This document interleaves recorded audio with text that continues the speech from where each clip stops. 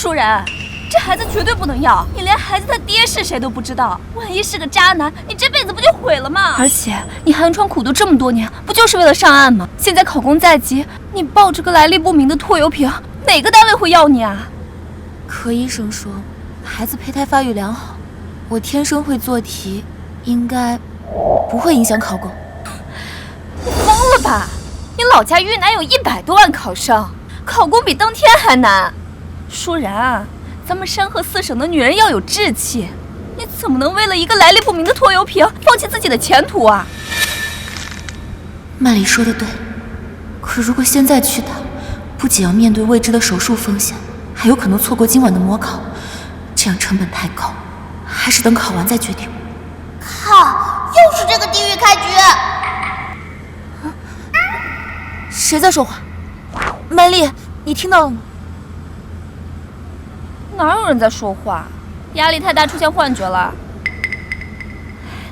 哎，你别想了，我现在就陪你去医院。现在技术好，无痛打，几分钟就能完事儿，你还能赶上晚上的模考。历史重演了！我这傻妈不会又要听读闺蜜的话，放弃京师户口和西城学区房，带我回云南卷生卷死吧！妈呀，上辈子的血泪还没流够吗？我爸可是京川太极陆承子啊！快想想酒店那晚的袖扣。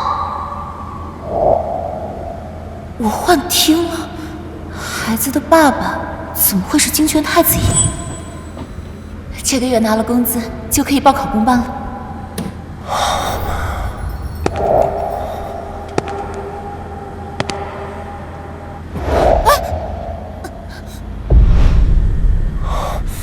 帮我！我现在去找医生帮你。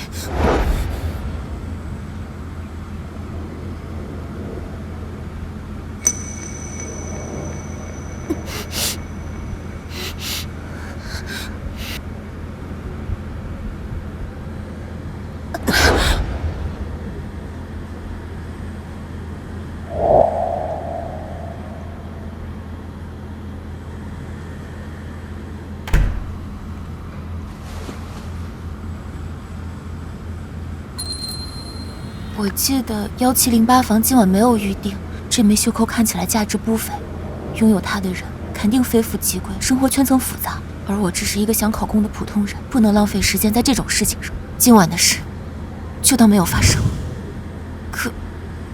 可打胎要6000块，我报班已经花光了所有积蓄，连房租都交不起了。那也不能要，我现在就帮你预约手术。可是我舒然，你记住，这尊严啊比什么都重要。钱的事儿我帮你想办法，我绝对不会让任何男人用任何方式拿捏你。我的妈呀，你醒醒吧！上辈子你就是被他骗去贷款，利滚利根本还不上，最终只能卖血供我读书。而我天天早起背单词，熬夜刷真题，结果志愿填报被他误导，700分滑档去了大专，只能在工厂打螺丝熬到猝死。又幻听了？不对，幻听会有这么具体的信息和完整的逻辑吗？而且他喊我妈，难道是我的宝宝在说话？曼丽，我记得你这个月也没多少钱了，我不想你因为我去借钱。哎呀，不用借钱，我早就帮你找好了靠谱的贷款渠道，甚至不用你本人去，手续快，利息低，现在就差你身份证了。贷款，利息，真的被宝宝说中了。所以你是早就计划好要拿我的身份证去贷款？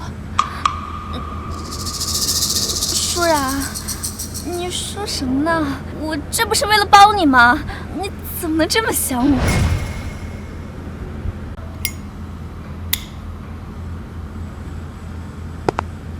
陆总，根据你提供的信息，已经查到这个林舒然女士，豫南人，燕大中文系大4学生，为凑考公面试班的2万8学费，目前在酒店兼职夜班保洁。同时我还查到，她3天前去做过孕检，确认怀孕。第一次就怀孕了，这概率可以去买彩票了。她上陆家找过我没？没有。估计在想开多少价呢？哼，等着吧，不出3天，她就该找上门来了。准备好钱，把这事儿处理干净。我可不想她和她肚子里的麻烦影响我的心情。可老夫人那边，自从老夫人知道您遗传家族弱精症，就一直担心传宗接代的问题。如果被老夫人知道，那就等老太太知道之前解决。所以，她是知道了什么，想借机攀上来。目前看还没有任何试图接触陆家的举动。等等，陆总，他预约了今天下午的人流手术。以退为进，手段不算太低级。查到他的位置了吗？正好无聊。走吧，本少爷亲自看看，他想演哪一出。哎呀，舒然，你信我，我们这么多年闺蜜了，我能害你吗？现在我就陪你去医院啊！曼丽，你还没有跟我解释清楚。解释什么呀？你是不是压力太大出现幻觉了？我看你就是怀孕太敏感。哎，你别想了，走吧，再晚就来不及了。你放开我！我今晚还有模考，孩子的事，等我考完再考虑也不迟。林舒然，你疯了吧？你肚子里的野种他爹是哪个垃圾堆里爬出来的渣子，你都不知道？你现在不早点打掉，等着他上门用这个拿捏你，你后半生等着被他吸干血吧。垃圾堆里的渣子吸干血。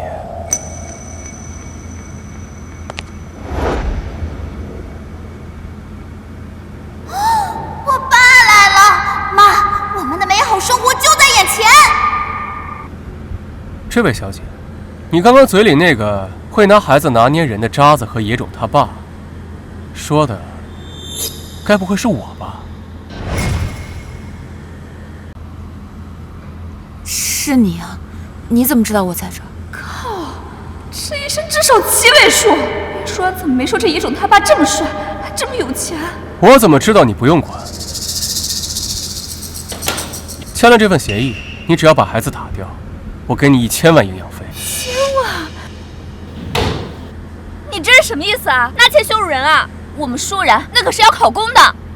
舒然，你别信他，像这种豪门套路都是骗人的。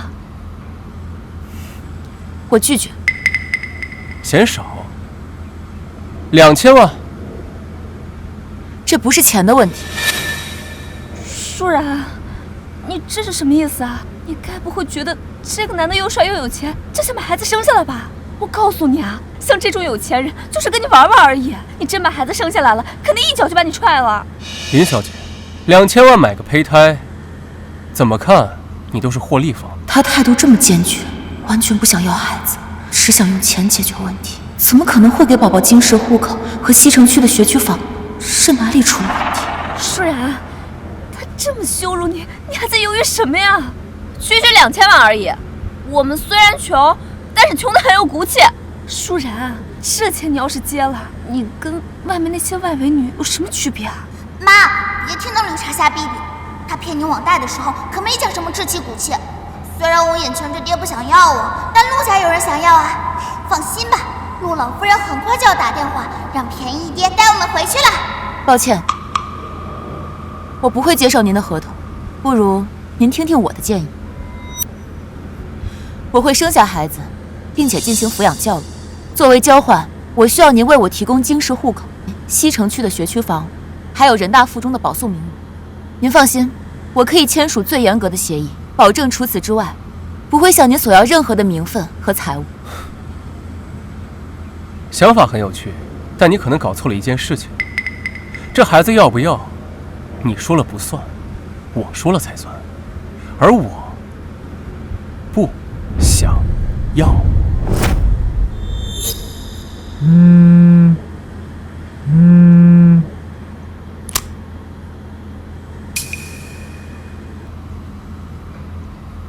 陆总，我想您说了也不算。奶奶，人我带来了。满墙书，茶几上摊开的是《古文观止》，看来老夫人很看重传承和规矩。林小姐，豫南人，燕大在读，备考体制内，凭自己考入京内，不容易呀。谢谢老夫人。但这份不容易，对我们陆家来说可不够看的。就实说了吧，我想要这个孩子，至于你生下这个孩子后，孩子由陆家抚养，你就可以得到一笔足够下半生安稳的补偿。到时候呀，你是想继续读书，还是享受生活，我们陆家绝不干涉。哇靠！太奶奶这是要搞曲木溜子古代戏码呀！妈，快对她，告诉她孩子不是盆栽，光浇水不行，还得晒太阳。老夫人，我能问您个问题吗？说，您希望孩子未来成为什么样的人？自然是陆家合格的继承人。那您认为一个合格的继承人需要懂些什么？是守着陆家的财富，还是让陆家在未来30年里继续站在行业顶尖，甚至更高？财富可以继承，人脉可以传递，但认知层次、思维模式和抗风险能力不能够直接灌输。这个时候就需要一个母亲像传承家风一般，在孕期和童年早期潜移默化地传递给孩子。家风？那丫头，你说陆家的家风该如何呀？家风如水，润物无声，不求富贵泼天，但求清正廉洁、勤勉之至。就像您在读的这本《古文观止》，书香传家久，诗书继世长。陆家以商离世，骨子里却透露着文人的风骨与远见，这就是最宝贵的家风底蕴。好一个书香传家久，这比那只谈车穿名牌、谈论珠宝的那个俗物啊，可强多了。绝了！妈，你是我的神！这波满分作文直接把老太太拿捏了。这镯子呀，能静心，好好养胎，为我们陆家生一个真正的读书种子。阿泽呀，带着林小姐到你隔壁的空房，以后呀，她就住那儿了。奶奶，去。还真是小看你了，几句话就把我奶奶说服，还拿到了陆家的传家玉镯。不是说服，是证明。老太太要的不是生育孩子的工具，而是能够共同打造陆家继承人的合伙人。陆总，现在我们可以谈谈合同的具体事宜，看协议细节了。Yes， 基本盘到手。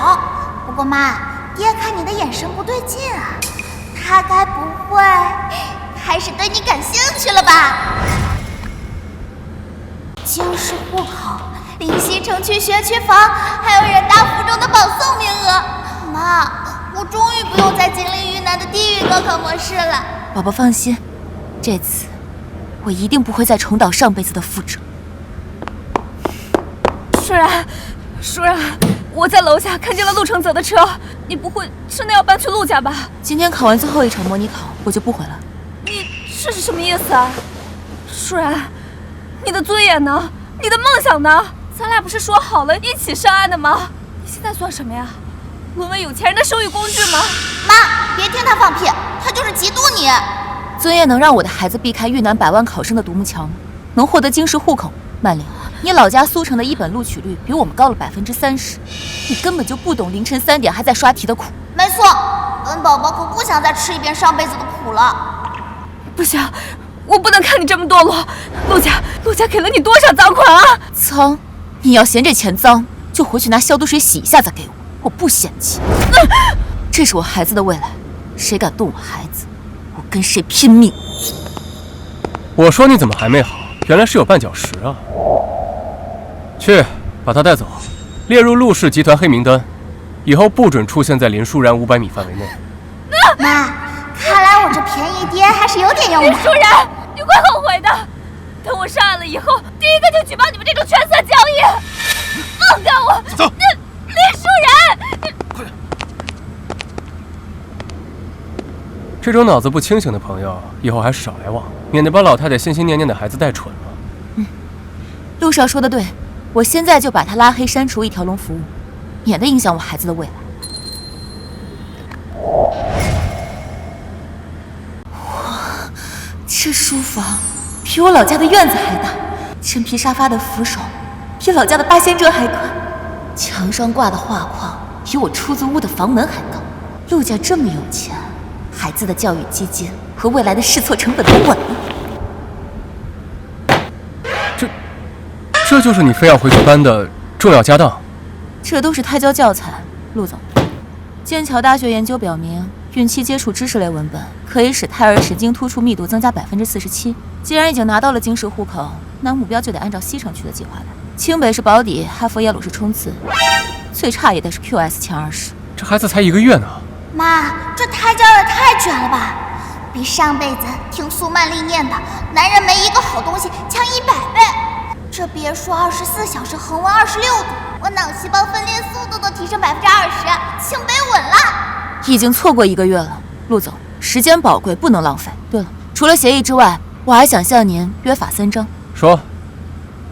我知道我们只是协议关系，但是父母关系是孩子亲密度和安全感的第一课。所以，第一，我希望我们维持表面的体面和和睦；第二，希望你可以收起一下以前的不良作风，给孩子树立一个好父亲的形象；第三，这间书房每晚7到11点归我一人读书，我需要一个绝对安静的学习环境。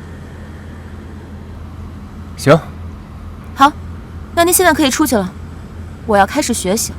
您在这儿会影响我的学习专注度和胎教氛围。林舒然，你真是我见过最有效率的合作伙伴了。谢谢夸奖，出去把门给我带上。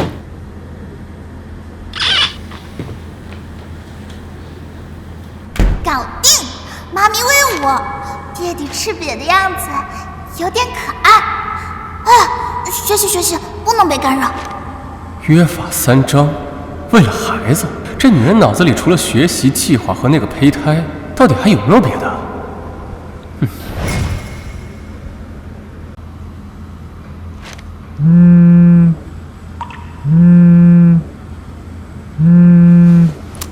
舒然呐，你老实跟爸说，村东头王婶说你不学好，在城里给有钱人当小老婆，肚子里面都怀上了，是不是真的？爸，你听谁胡说八道？我在好好备考呢。你还骗我！曼丽那丫头把电话都打到家里来了，哭着说劝不动你，说你非要走歪路，说你都放弃考公了，为了钱整天跟野男人鬼混，老林家祖祖辈辈清清白白，脸都让你丢尽了。爸，苏曼丽的话不能信，她是因为啥？因为人家见不得你好。舒然呐，爸供你读大学是指望你有出息，靠自己的真本事吃饭，不是让你去卖身。你妈气得都病倒在床上了，你弟在学校里面都抬不起头。又是苏曼丽，阴魂不散。上辈子也是她去老家造黄羊，到处哭诉说我妈被包养，害得我妈众叛亲离。现在还敢挑拨离间，等我出生第一件事就是把她的假睫毛薅下来当弹弓。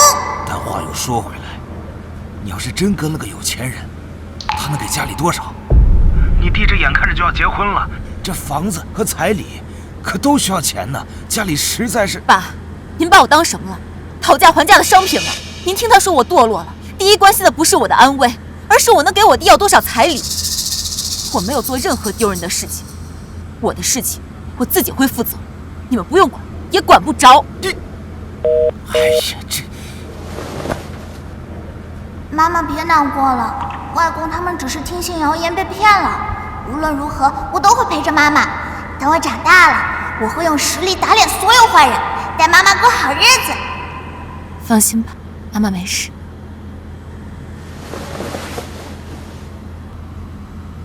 情绪解决不了问题，但解题可以。我一定会找到证据，让苏曼丽不敢再造谣生事。哎，婶子，这女的是不是跟你家那位有点关系啊？哇，这写的够狠呐！表面清高学霸，实则精于算计，利用胎儿捆绑豪门。这姓苏的是和你家那位有什么生死过节吗？我有点事，先走了。这才几点？局刚开啊！处理点麻烦。林舒然，陆总，我记得我们约法3章里包括了我学习时间的非请勿入。你还真是两耳不闻窗外事啊！先看看这个。什么事情让陆总都爆出谚语了？这么急？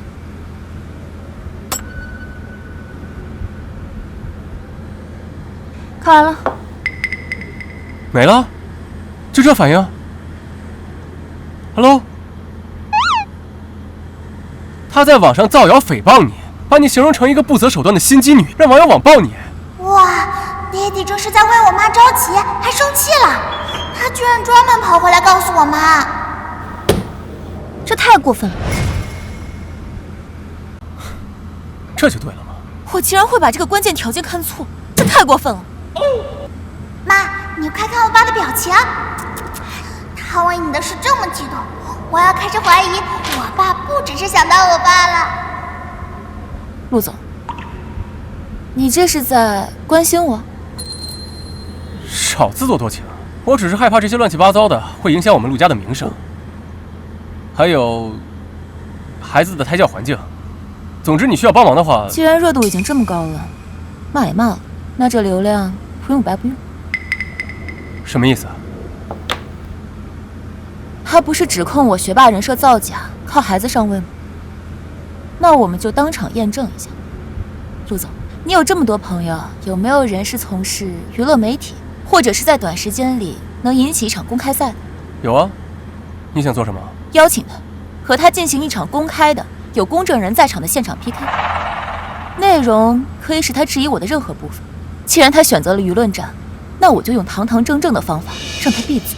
妈，你太帅了，用实力打脸最爽，让那些喷子看看，遇难做题家的题海战术可不是盖的，行测秒杀，申论碾压，这波一定能一战封神。你就不怕翻车，或者他不敢应战？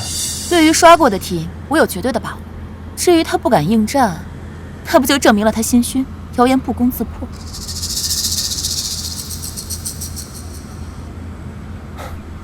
有点意思。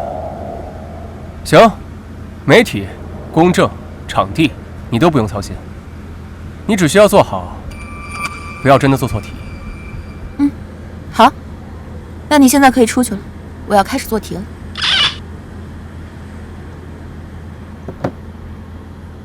妈，你就是我的偶像，爹爹好像也被你镇住了，这场 PK 稳了，我迫不及待想看看苏曼丽那张脸会变成什么颜色了。尊敬的各位来宾、各位评委，大家好！基于近期网络上的广泛热议，经过双方同意，我们今天在这里进行一场公开的验证。林舒然小姐就将苏曼丽女士指控中涉及学术能力造假的论点接受现场挑战，并全网直播。本次题库由第三方教育机构提供，难度对标近年国考。现在计时开始。妈，第一题人理解选 C， 第二题数列间隔等差。哎呀，妈你速度太快了，根本用不上我提醒。装什么知识分子？肚子都那么大了还做题？是不是那个拜金婊呢？算还是大学生。妈，冲呀！资料分析用结尾直除法，数量关系赋值法，常识题蒙 C 的，行测全对申论满分，让他们知道谁才是考公界的扛把子。经第三方机构批改，林舒然小姐的最终成绩为60题，正确58题，用时28分钟，正确率96.7%。苏曼丽女士的最终成绩为60题，正确31题，用时30分钟，未做完，正确率51.7%。言语理解这20道题全对，这正确率比分辨模考大神还高。这资料分析速度绝了，这真是太神了吧！几度人家？这并不能说明什么，行测考的只是运气，可能那些题他之前都做过呢。况且，就算我考不过他，也改变不了他跟陆家收受好处的事实。苏曼丽，我承认我接受了陆家提供有利于孩子学习、生活和教育的资源，但这是我作为一个孩子母亲为孩子争取到的合法权，并且有严格的协议保障。而你，2026年3月15日，你以母亲看病急用钱为由向我借款1万元，过了几天，发布了一条屏蔽我的朋友圈，购买了一只新款的 LV， 这样的证据还有很多，你还想看吗？他怎么这样？这人真的是……我不是完人，但我所做的每一步都力求完美，为我所爱的人负责。可有的人却打着爱我的旗号，为我好的旗号，行的却是栽赃、盗窃、污秽等丑事。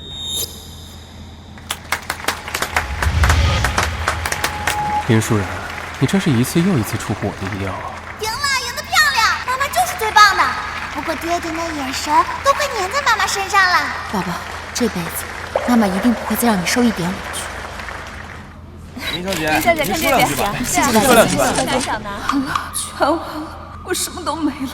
林舒然都是你，凭什么？凭什么你能得到这一切，还能这样哄我？林小姐，你别走啊！你和你肚子里那个孽种都该死！我不好过，你也别想好过。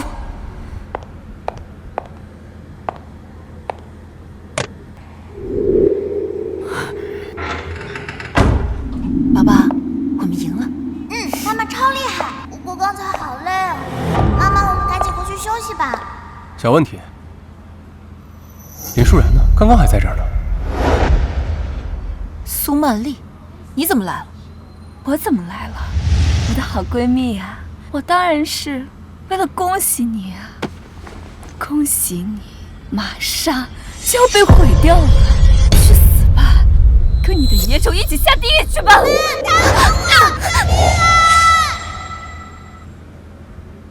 跟你的野种一起下地狱去吧！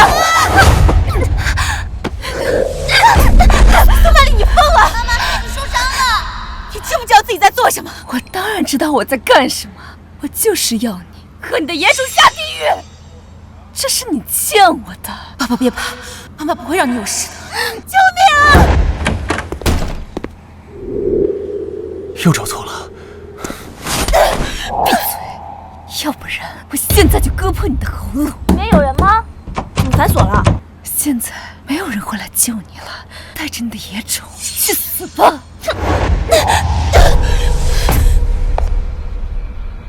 妈妈小心！林舒然，妈，我爸来了。虽然姿势有点中二，但来得太及时了。你来了，你轻点。都流血了，能不疼吗？爸爸来了，妈妈别怕，我们没事了。谢谢。哎，妈，你快看，我爸耳朵是不是红了？他竟然也会害羞。舒然，舒然，舒然，我错了，我就是一时鬼迷心窍，你知道的，我不能留案底的。我给你磕头，我给你磕头，你看在我们这么多年好闺蜜的份上，你就放过我这次吧。闺蜜，你之前想骗我的身份证去贷款，还在网上造谣抹黑我，现在还想伤害我和我的孩子，我们之间早就已经没有情分了。林舒然，你不能这么狠心，你是要毁了我的一辈子吗？把他送去该去的地方，我不想再见到他。舒然，舒然，舒然，走，舒然。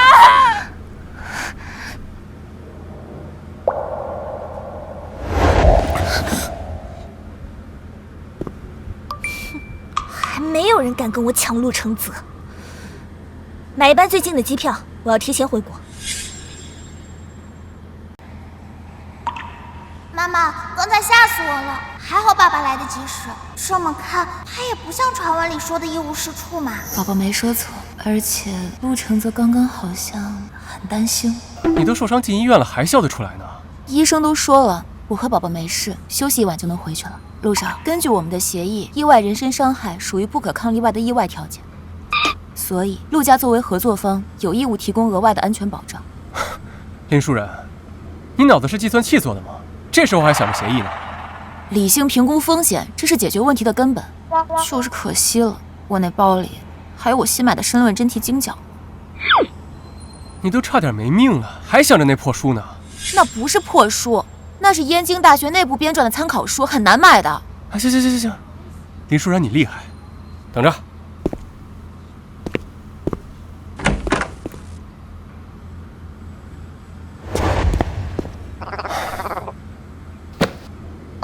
路过书店顺手买的，免得你在这里唧唧歪歪，听着烦。相册题库，我的妈呀！我记得我爸这辈子都没进过书店，他竟然还会买书。陆少，我记得离医院最近的书店要5公里呢。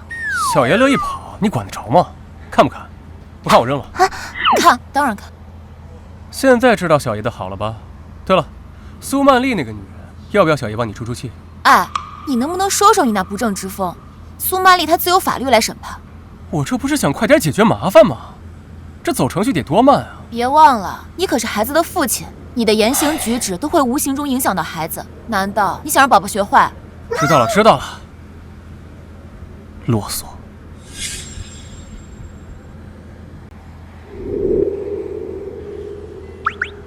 不是说先不告诉老夫人？你也太小看老太太了吧？什么事儿能瞒过她呀？丫头，你受苦了。阿泽呀，你怎么能让舒然在你的眼皮子底下出事儿？我哪知道那女人这么极端，还藏刀啊！我要的不是你的解释和事后处理，而是事前防范。舒然她现在怀的可是你的孩子呀。老夫人，多亏了路上及时赶到，才没有出现更严重的后果。我认为我们应该升级并评估安全预案，避免此次事情再次发生。好孩子，你遇事不慌，看得透彻。你听听。哎呀，知道了，知道了。哇哦，妈，你发现没？爸爸被曾奶奶训了，居然没有顶嘴。好了，老太太，你就别唠叨了。我这守了一晚上了，我也困，你也不关心我一句。哎呦，你呀，哎。我让厨房煲了汤，一会儿让人给你送来。你好好休息，别老抱着书啃。妈，我就说我没感觉错，我爸就是在关心你。他只是基于共同利益和当前事件进行的合理行为。宝宝，有些时候你要知道，男人的关心远不如实际利益来得高。谈一谈何所谓升华呢？我们结合今天的这个话题来。妈，警报！1级警报！我爸的青梅竹马江绿茶来了。陆承泽的青梅竹马，这个女人心狠手辣，上辈子就是她把刚生产完的你扔到了雪地里，还骗我爸说孩子也死了。听说你就是怀了阿泽孩子的那个乡下女人。你就是怀了阿泽孩子的那个乡下女人。嘿，谁家祖上不是乡下人？更何况我妈可是未来的学手女王。你是 ？Sorry 啊，我是从小和阿泽一起长大的江若薇。听说你是豫南的，那里的环境嘛，一直都比较……今后有什么你不懂的规矩，可以随时问我。哦。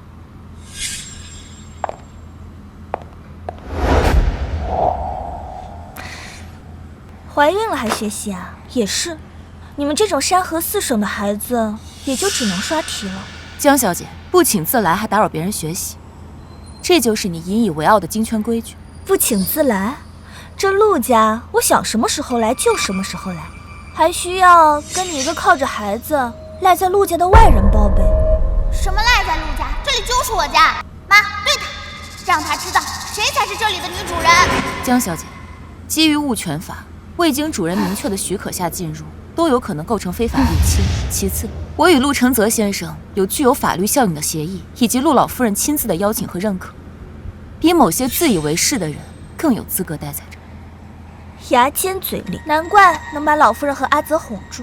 你别以为靠着你这点小聪明，还有这个意外来的孩子，就能当上陆家的少奶奶。京圈的门槛，可不是你这种小镇做题家可以迈得过去的。小镇做题家？听说江小姐是常青藤毕业的，刚好我这里有一道关于博弈论的数学题，想要请教一下。您这么懂门槛，想必逻辑思维也很强吧？开始了，妈妈的降维打击课堂开课了，接招吧，江绿茶。林小姐，你可真幽默呀！我是学艺术鉴赏的，这种枯燥乏味的数学题是你们这种下等人才该做的。哦，原来是不会。宝宝，你看，有一些知识和学识啊，不是靠家世背景和金钱就能拥有的，我们要有自己的真才实学，可不能像这位阿姨一样。你天到了，妈妈，这绿茶就爱显摆她花钱砸出来的画展与虚名，我才不会当和她一样脑子空空的花瓶呢。说什么呢？我可是纽约现代艺术展特邀策展人。策展能解决城市资源分配不公吗？能优化京市户籍积分算法吗？能提升国家的 GDP 和下一代的教育质量吗？你一个连奢侈品都认不全的小镇做题家，懂什么是价值？什么是上流社会的格局吗？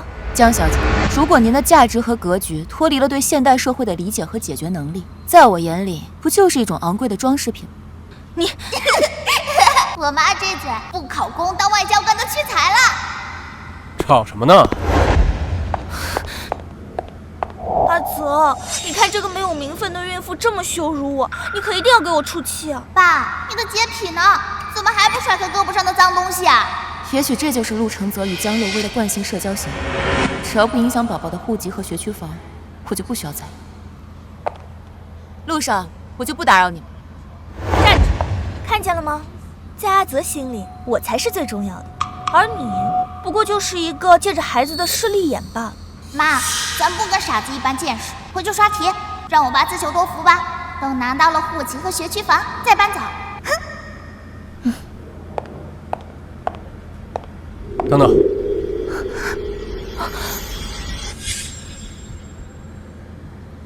放开！阿泽，怎么了？陆承泽，你竟然为了这个来路不明的野女人凶我！你是被她肚子里的孩子绑架了吗？江若薇，你脑子被艺术泡傻了吧？这里是陆家，他住这儿，是奶奶点头我同意的，轮得到你大呼小叫？哇，我爸长脑子了，支棱起来了。既然误会解除了，那你可以松开我。你们继续。听到了吗？我们要继续了。你该去哪儿去哪儿，别在这里碍眼。你们家里怎么这么热闹啊？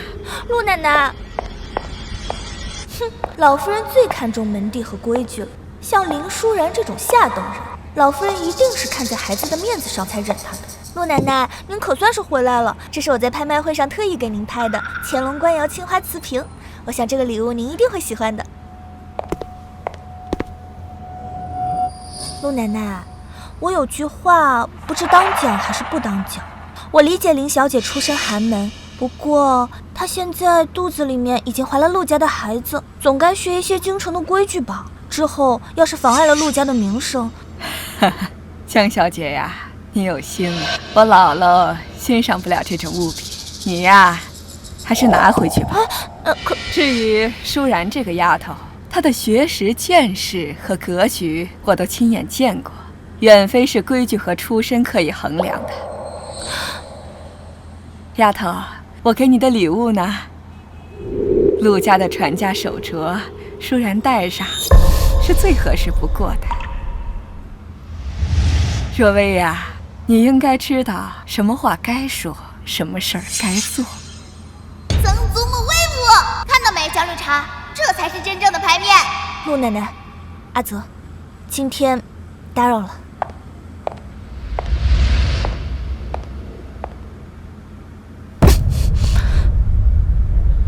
给我查，掘地3尺也要把林舒然所有的底细给我挖出来，我要让他身败名裂。感谢诸位亲朋今日莅临，借此机会，我要向大家正式的介绍我陆家未来的孙媳妇儿林舒然。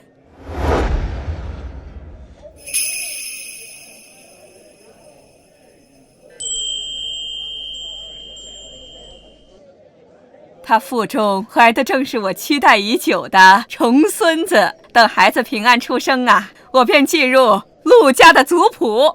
妈，是我没见过大世面吗？我怎么还有点紧张呢？突然从哪儿冒出来的孩子？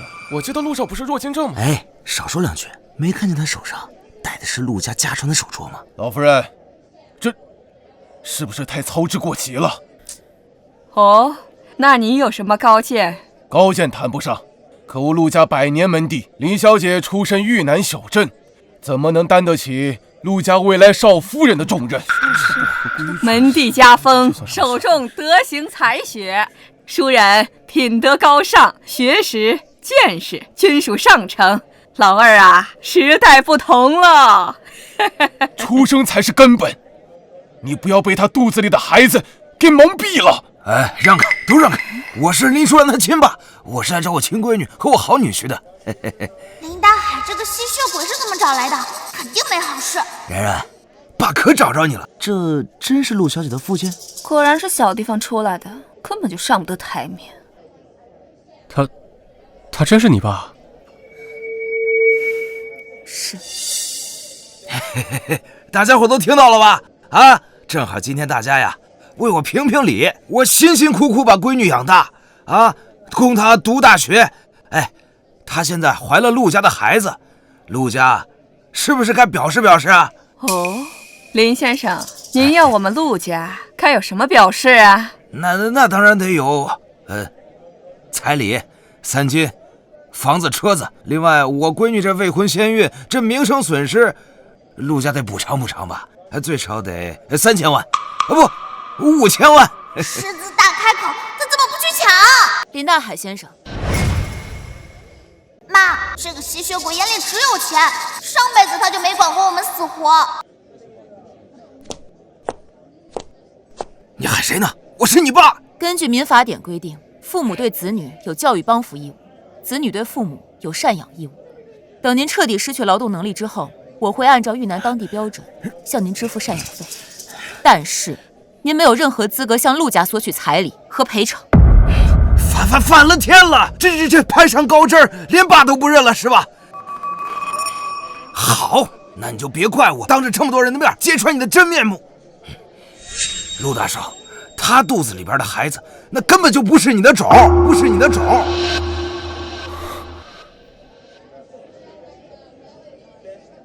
那个孩子的亲爹另有其人，刘青。我的妈呀，这哪来的黄毛，还想当我爹？对啊，我错了，我不应该害怕躲起来。我现在想通了，既然是我的孩子，那我一定会去对他负责的。这位先生，我根本就不认识你。舒然，我是刘星啊！我知道你还在生我的气，我求你了，看在孩子的份上，再给我一次机会吧。我们回云南好好过日子，好吗？你说你是我孩子的父亲，证据呢？证据？难道你非要让我在这么多人面前说出你左大腿跟人有块红色胎记吗？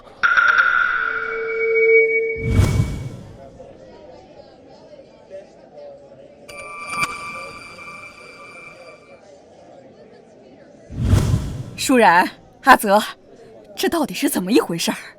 林舒然，你给小爷解释一下，他怎么知道你的胎记？林舒然，你给小爷解释一下，他怎么知道你的胎记？陆少这反应，难道真被说中了？这都知道，看来关系不一般呢。说不定这孩子真不是陆少的。妈，肯定是林大海，是他告诉黄毛你的胎记在哪里。大腿内侧的胎记确实只有亲密的人才知道，但为了证明你是亲眼所见的，我再问几个问题，你不介意吧？林舒然，你还想问什么？我们发生关系是在什么地方？几点？几月几号？是在你的出租屋里，那么多次，我怎么记得具体是哪天种的？那白天还是晚上？总知道了。晚上，肯定是晚上。可根据我怀孕的周期推断，我那段时间一直在酒店上夜班。那就是白天，我记错了。那就更不可能了，我下了夜班就直接去补习班，这一点补习班的同学和酒店的工作人员都可以证明。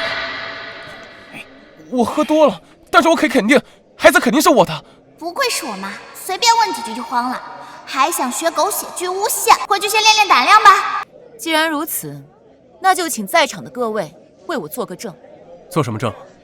我根本就不认识这位先生，可我的父亲却说他是我孩子的父亲。他能说出我胎记的位置，却说不出我们发生关系的时间、地点，而我本人更是毫不知情。所以，我有合理的理由怀疑，我是在毫不知情，并且是昏迷的状态下被迷奸了。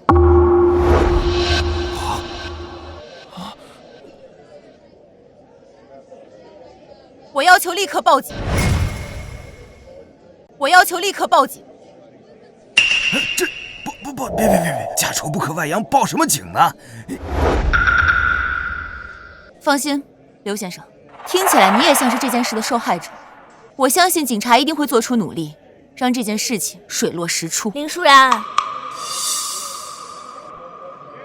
别装了，我这份权威机构的鉴定报告证明你肚子里孩子的亲生父亲就是这位刘先生。亲子鉴定报告，给我看看。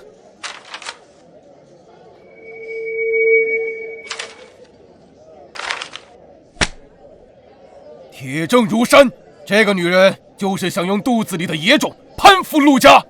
哼！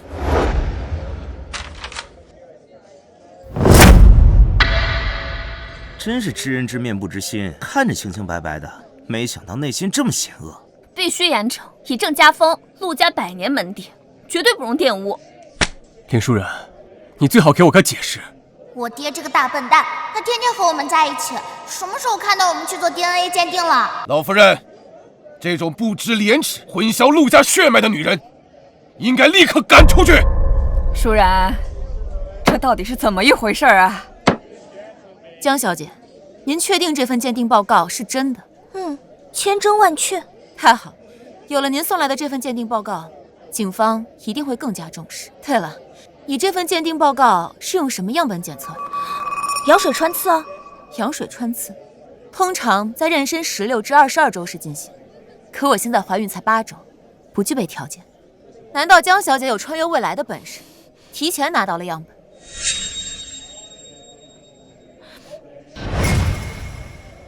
江小姐，这是怎么回事啊？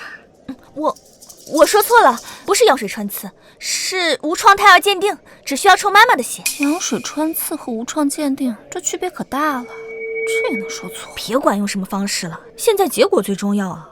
那就更应该报警。林舒然，你别动不动就报警，你以为警察会管这种家务事吗？我最近一次抽血，是和陆少一起去医院做孕检的时候。如果说这份鉴定报告是真的，那我合理怀疑这家医院内部出现了严重的样本泄露问题。不可能，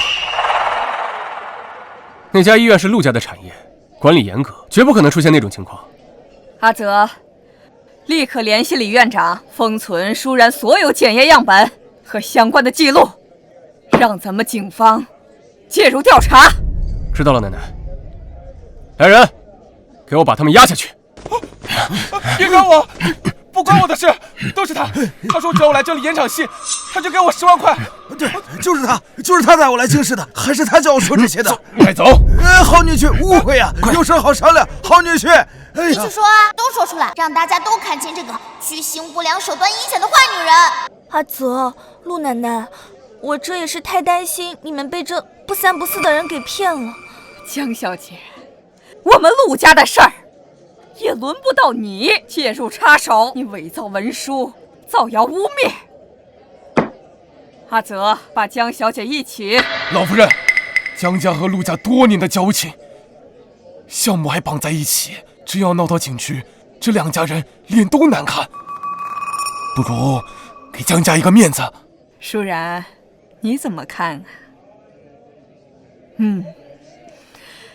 看在江家的面上，我们陆家就不再追究了。江小姐，你可好自为之啊！等等，老夫人，血缘之事关乎陆家根本，必须千万确凿，容不得半点差错。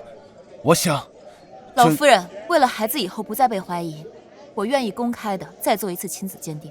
舒然，我相信你，你怀着孩子，没必要这么折腾了。这是最有效、最根本的方法，请老夫人成全。老夫人，我们会加急处理，5到7个工作日就会出结果。这么久，万一中间有人动了手脚怎么办？要不您亲自住在实验室里盯着？你可以添加一条补充协议，在结果出来之前，任何人不得以任何形式干扰鉴定中心工作，如有违约，哼，签就签。按我说的做，事成之后双倍尾款。泽哥，听说你家那位把江大小姐和你二叔都对得没脾气了？那当然，小爷的女人能不猛吗？还是得找个机会道歉。但这女人怎么就知道看书啊？也不怕看久了晕车？妈，我爸都快把你脸盯出洞了，有话就说呗，憋着多难受。哎，小心！哇，英雄救美！虽然车速40码都不到，妈，我合理怀疑我爸在和叔争宠。谢谢。不用谢。哟，你女人，这京圈大名鼎鼎的第1纨绔陆大少，这就被拿捏了。我那是为了陆家的种。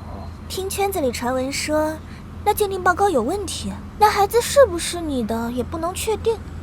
毕竟那天你也神志不清。少听那些乱七八糟的，再让我听到你嚼舌根，别怪我不给你面子。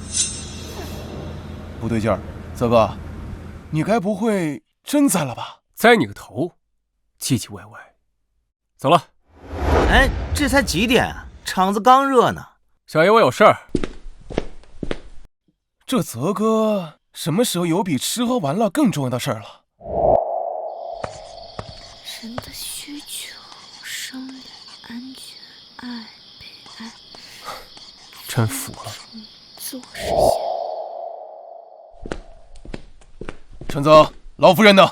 鉴定结果出来了，我头朋友第一时间拿到了电子版，你自己看吧。不可能，不可能！结果写得一清二楚，这你都不信？难道那个林舒然把你骗得连字都不认识了？阿泽，我知道这个事情很难接受，但事实就是事实。江若薇，你怎么又来了？你是狗吗？你是？我陆家有点动静，你就嘚吧嘚吧的过来。二叔，你这电子版是哪个部门哪位负责人发给你的？报告编号是多少？妈，我爸好像长脑子了，看来我的胎教对他也有用。你怀疑我在作假吗？大嫂，这是我头朋友从内部第一时间拿到的资料，绝对是真的。是真是假？我问问鉴定中心的李院长就知道了。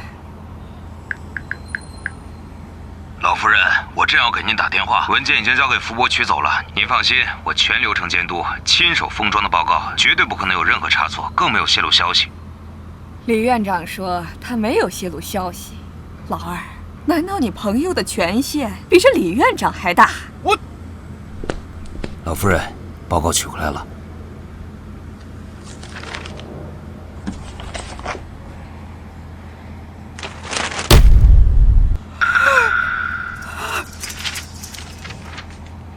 楠楠，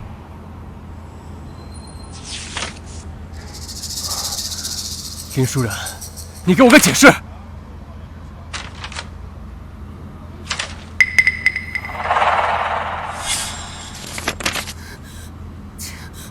这不可能！结果怎么会是这样？这报告是假的！妈，一定有环节出了问题。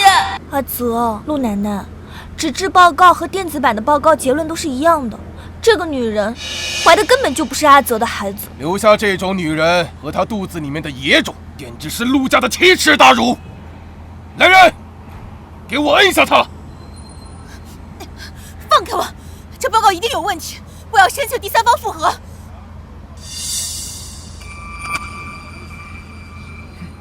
老二，你要干什么？铁证如山。老夫人，您心软下不了手。这个恶人，我来当。今天，我就要代表陆家，清理门户，以正加风。以正加风。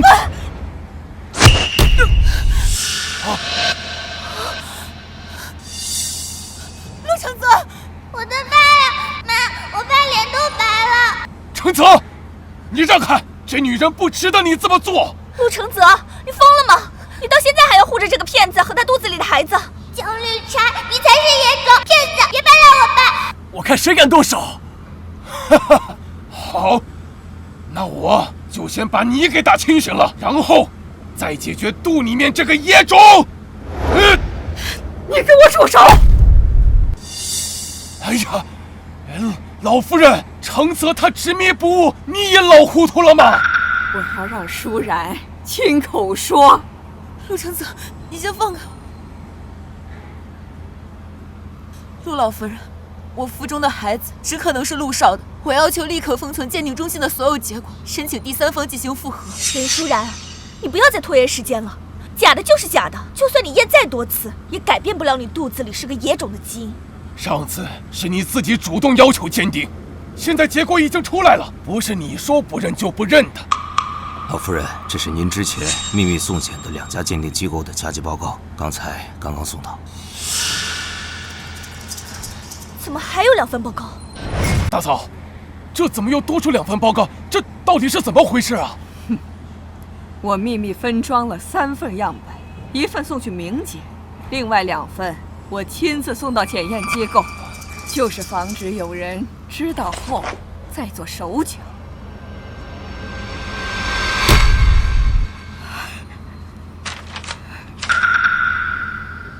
这2份鉴定报告都证明了我们阿泽是胎儿的生物学父亲。太奶奶威武！还好太奶奶有先见之明。妈妈，我们没事了。这怎么会跟那份的结果不一样？我也想问你为什么？你现在就给舒然一个交代。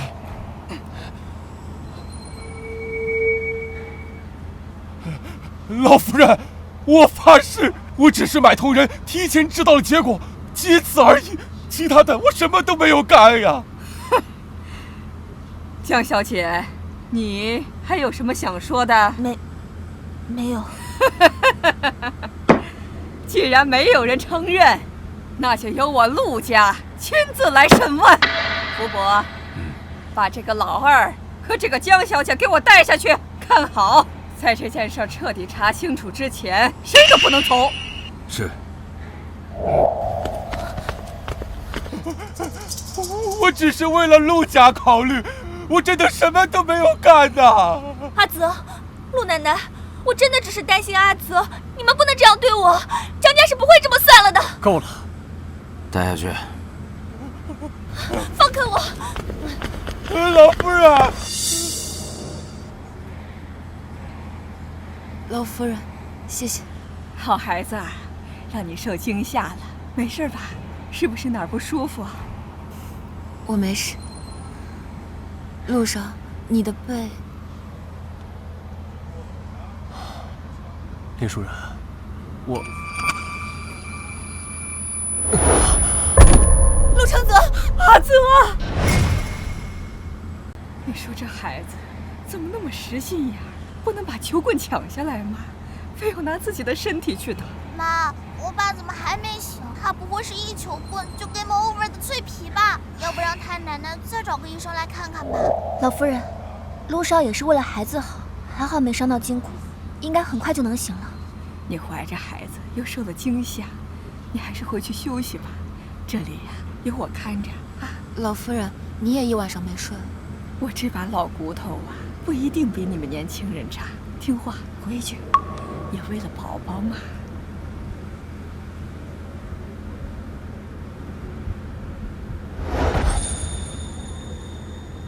你醒了，还痛不痛？瞧我这记性，刚刚护士长说有一个东西让我去签字，我先去了。你在这里呀，陪阿泽说说话。太奶奶这借口找的也太明显了吧？妈，她这是想让你给我爸机会呢。你和宝宝没事吧？没事，多亏了你。医生说你也没有伤到筋骨，休息几天就好。对不起，是我不该不相信你，还总是被别人牵着鼻子走，差点就害了你和宝宝。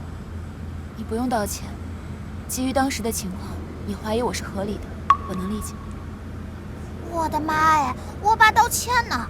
你这理解比骂他一顿还让他难受。根据这次事件，我发现我们的协议还有很多漏洞，所以我需要更明确的权责界定、风险承担机制，避免类似事件再发生。好，这次是我没有保护好你，作为补偿，协议条件你随便写。好，我后续会列一个清单给你。那你好好休息，我明天再来看。林舒然，妈，我爸有腹肌，没想到啊！京圈第一纨绔的身材管理这么严格。你盖好被子，好好休息。路上小心。文件是你名下5%的集团股份，还有南区3个项目的转让产权协议，护照和机票，是你下周去赞比亚那里的铜矿勘探，还缺个监工。赞比亚那边勘探期10年起步，你这是要流放我啊？流放，老二，你别忘了，你差点打死我的孙媳妇儿和我的重孙子，阿泽被你打的，现在还在医院里躺着呢。你这字签了，陆家还认你，你若不签，后果自负。活该，让你欺负我妈妈，老老实实去挖矿反省吧。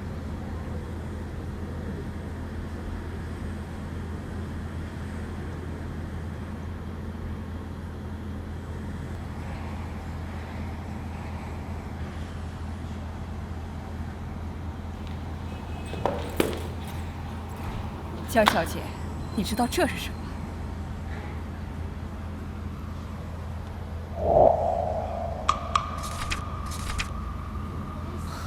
这是我们江家核心区的2个商业合作项目，还有东港码头的优先使用权和转让协议。没错，这是你父亲今天凌晨送来的，说是为你收买鉴定中心工作人员调换样本的赔罪。陆奶奶，那您收下了，是不是就代表我没事了？东西呀，我们陆家只是代为收管，最终签不签和怎么处理，那要看我们的舒然说了算。他可是直接的受害者。好酷啊，妈！快让江绿茶知道你的厉害。陆奶奶，您的意思是要让我求这个女人？看来你还是不情愿啊。福伯，等等，林小姐，对不起，是我太爱阿泽了，所以才鬼迷心窍。求你原谅我。老夫人，江家送来的这些资源价值远超我应得的赔偿，所以我认为和解才是对陆家的利益最大化。舒然呀，你不要为了这些小利委屈自己呀。不委屈，能用这件事为陆家换来未来10年在东港码头的战略和2个优质项目，是一笔非常划算的交易。好孩子。江小姐，看在江家的面子上，这件事情就到此为止。但我希望这是第1次，也是最后一次。如果以后你再来打扰我和我的孩子，就不是经济纠纷能够解决。是。妈妈威武！看看江绿茶敢怒不敢言的表情，实在是太爽了。妈，我打个赌，我爸看到这协议肯定会说：“林舒然，你这玩意儿比陆氏集团的风控协议还复杂。”你这玩意儿比陆氏集团风控协议还要复杂，密密麻麻看得我头疼。他妈，我就知道我爸会这么说。风险控制当然是越细致越好。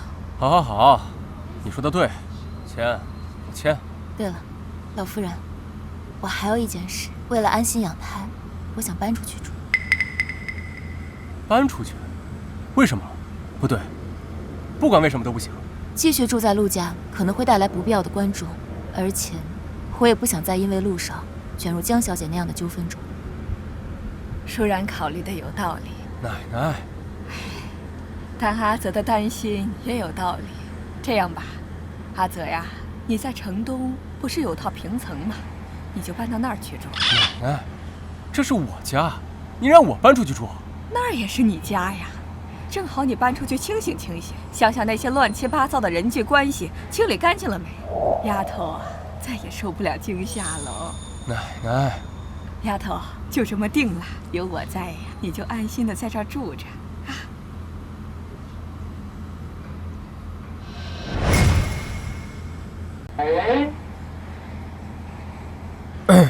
我就回来拿点东西。这次又要拿什么？昨天那本《国富论》看完了。快了，我再找本别的看看。妈，你快管管我吧，这书越拿越离谱了。你确定要拿这本？这是物理和天文系研究生级别的专著，涉及大量张量分析和微分几何。就这本了。我最近对天体物理很感兴趣，不行吗？一个看报表都头疼的纨绔大少爷，突然对广义相对论感兴趣。老夫人知道他这么爱学习。妈，这你都看不出来吗？他哪是想看书呀，他就是想找借口回来看你。别瞎说。你让我采购的最新版《行测真题精讲》和《申论范文宝典》都已经给林小姐了。她要说什么吗？林小姐让我转告你。什么？书很好，但请你转告陆少，不用送了。就算我再爱刷题，3天也刷不完10本大题库。知道了。来了那么多次，就留下吃个饭吧。老夫人也念叨你好几次了。正好我也饿了，那就陪奶奶吃顿饭吧。妈，我爸变脸速度也太快了吧，没眼看。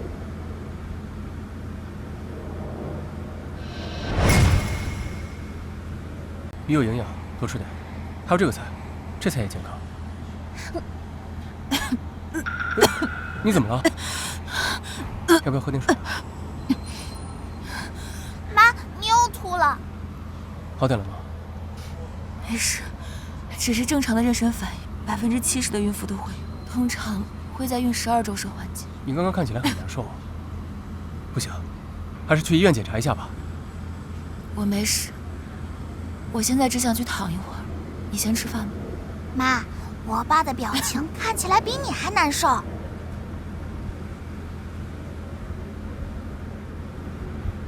大林，我记得你是不是认识一个孕产营养师的朋友，上过国际期刊的那个？对，我要见他。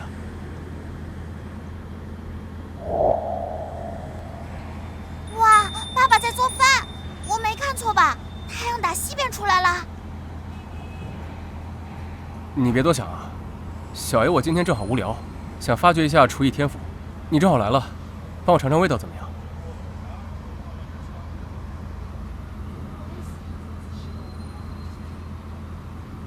快尝尝，味道怎么样？很好吃。真的？那你多吃点。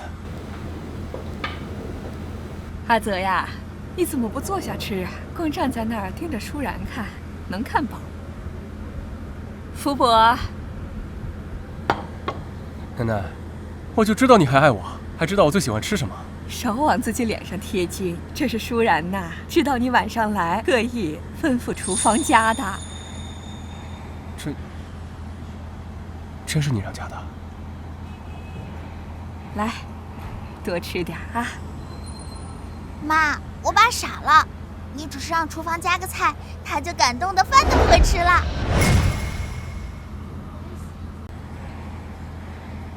妈，好像是我爸的爸妈回来了，他们一直住在海外，特别偏心小儿子，一点都不喜欢爸爸，上辈子都没露过面，现在突然出现，绝对是来者不善。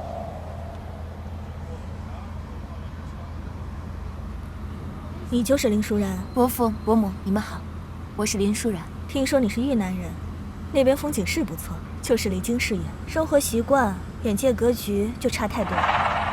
地域化差异是客观存在的，但重要的是个人的学习能力、内在价值和未来选择。一直听说豫南人很会读书，看来是真的。可惜，会做题和会做人可是两回事。那你的选择是为了给你肚子里的孩子找出亲生父亲，闹得满城风雨，让我陆家沦为圈里的笑柄，颜面扫地。嘿，老古董，什么都不知道就想把事情赖在我妈身上。爸，那件事舒然也是受害者，你别什么事都往他身上推。一个巴掌拍不响，她是干干净净，能被别人陷害？陆承泽，若薇那姑娘啊，论家世，论教养，她样样出众，从小跟你一起长大，怎么就比不上一个来路不明的野丫头呢？江若薇如果真有教养，就不会花钱雇人污蔑舒然，更不会收买鉴定中心的人调换样本。对得好，妈，把太奶奶给你的手镯露出来给他们看看。伯父，意图混淆陆家血脉、打扰陆家平衡的人不是我，是江若薇。至于您说的体面，我和老夫人一致认为，守住陆家的血脉和未来才是真正的体面。这手镯是老夫人给你的。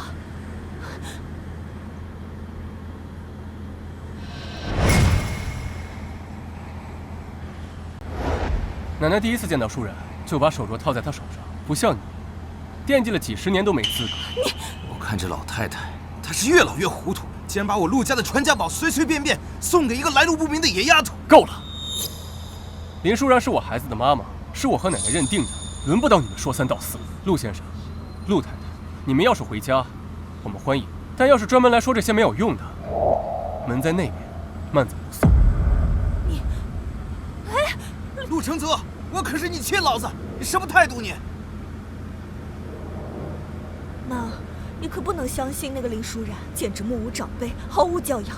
我看啊，他对程泽根本就没有半分真心。什么叫做真心？是像江若薇那样，嘴上说着为了青梅竹马的缘分，实际上在背地里搞着阴毒的手段，要伤害我陆家的血脉？还是像你们这些做母亲的，嘴上说着为了孩子好，实际上是在伤害他？妈，我们什么时候伤害过程泽了？从小到大，你们什么时候给过阿泽真正的关注与陪伴？你的真心就是把他丢在国内，当他终于找到自己幸福的时候，却跑回来指手画脚。我们那也是为了事业呀。再说了，什么幸福？程泽现在只是因为孩子才被那个女人给迷住了。连福伯都看得出来，阿泽是真正的喜欢舒然，连你这个当妈的都看不出来吗？舒然和孩子，我保定了。如果你要再伤害他，赞比亚的项目现在还缺人，你们就过去好好的陪陪老二。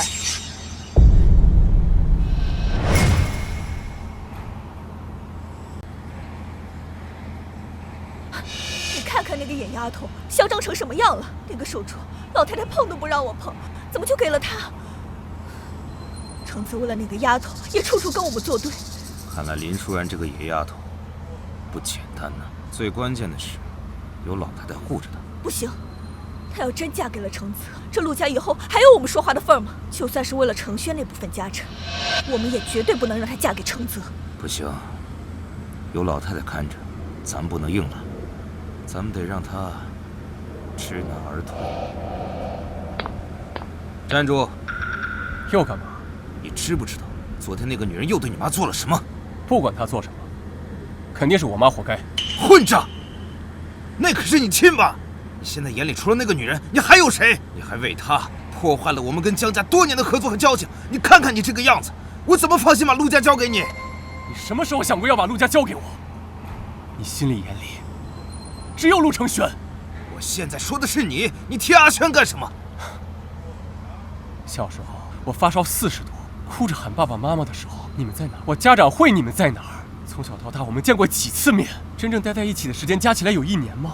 陆承泽，我跟你解释过很多次，因为我们到国外什么都不稳定，那不方便带着你啊。那为什么陆承轩能跟着你们一起，而我呢？只有在电话里的要听话，别惹事，钱不够找奶奶要。你们关心过我1次吗？问过我真正想要什么吗？那我们现在不是回来了吗？那是因为你们看到奶奶重视我，我有了自己的孩子和喜欢的人，你们就迫不及待回来刷存在感。凭什么？你有什么资格对我身边的人指手画脚？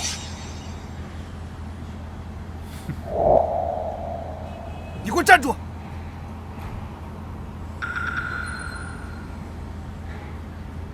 等一下。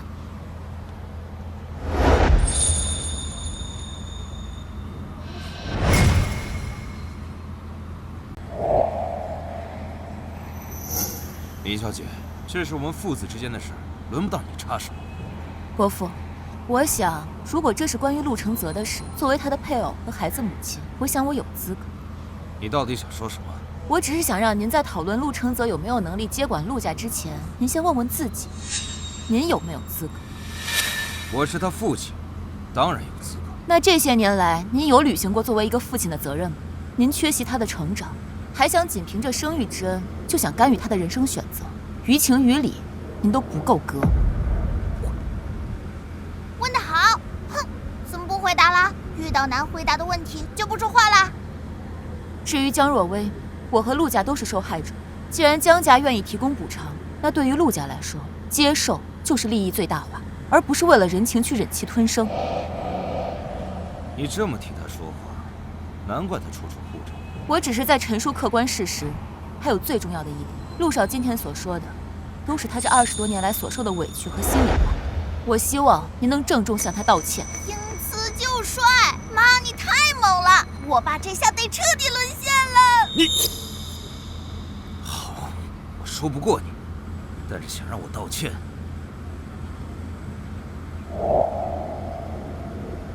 这是我陆家重金在海外投资的港口项目，因为合作方退出，消息泄露，导致股价持续下跌。如果你能在3天之内陪我稳住大局，把损失降到最低，我就道歉。我不稀罕你的道歉。除了道歉，我保证，你以后和这位林小姐的事情，我不会再多说一句。但你如果做不到的话，那你以后必须无条件服从。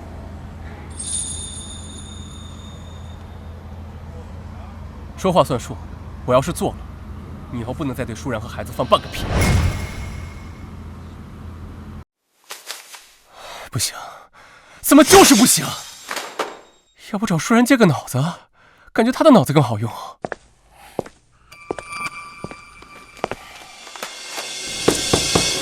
右下这2个点，别硬撑了。我知道你想证明自己，但有些事情，它不是光靠义气就能决定的。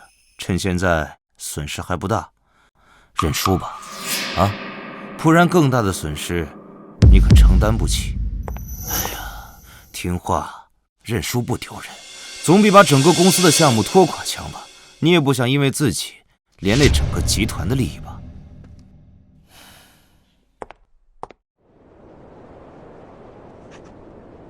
妈，这道题你又批错了啦！你的心根本不在做题上，是在担心爸爸吧？他那边的进展好像不太顺利。唉，我爸他一个不学无术，只会吃喝玩乐的纨绔大少，一上来就面对这么严重的项目事故，哪有胜算嘛？真搞砸了，那些媒体肯定会说我爸。对，这么严重的项目事故应该会上新闻吧？宝宝，你仔细想想，上辈子有没有看到过？让我想想。有了，上辈子好像有新闻说是合作方公司的内部权力斗争，最后赢的那一派好像是叫什么博来着。内部斗争。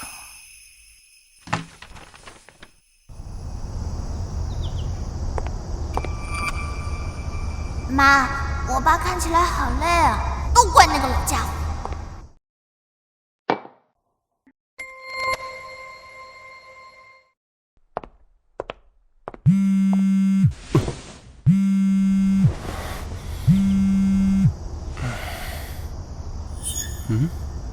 这是什么？事故根源不在技术，在合作方内斗。现任 CEO 即将出局，最终赢家是博创。与其修补旧协议，不如直接接触博创负责人。他急需标杆项目稳住投资方，而陆氏有现成的供应链和渠道，让利30%，换他们签排他性条款。对呀，这么好的办法我怎么没有想到？赢了，我要赢了！陆先生，方案在这儿，股价已经稳住，项目1周后恢复施工，你答应的事情也该兑现了。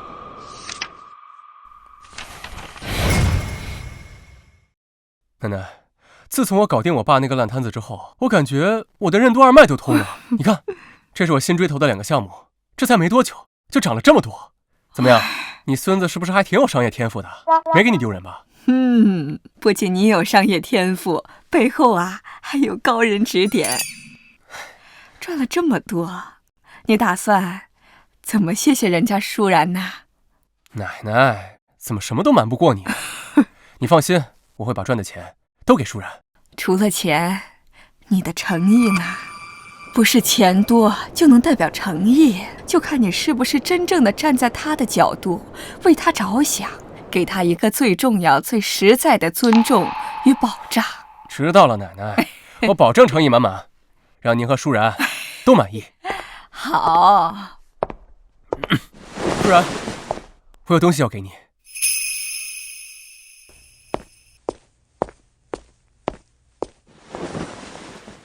老夫人，我老了，不懂你们年轻人的事儿，我还是出去晒晒太阳。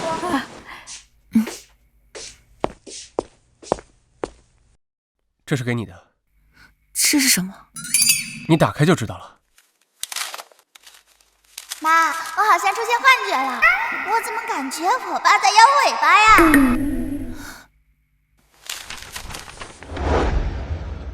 婚前协议，妈，我爸开窍了，他要嫁给你。婚前协议？我就觉得我们之前的合作可以再升级一下，最稳定、最受法律保护、最能给孩子光明正大身份的升级方式，就是婚姻。签了这个，宝宝就能名正言顺地拿到户口、学籍和继承权了。你放心，这协议我都是找最专业的律师拟的，对你和宝宝只有好处。你慢慢看，有什么不合适的都可以改。妈，这协议简直是为咱娘俩量身定做的，稳赚不赔的买卖。看来我爸是把家底都掏出来了，要答应他吗？我需要时间考虑一下。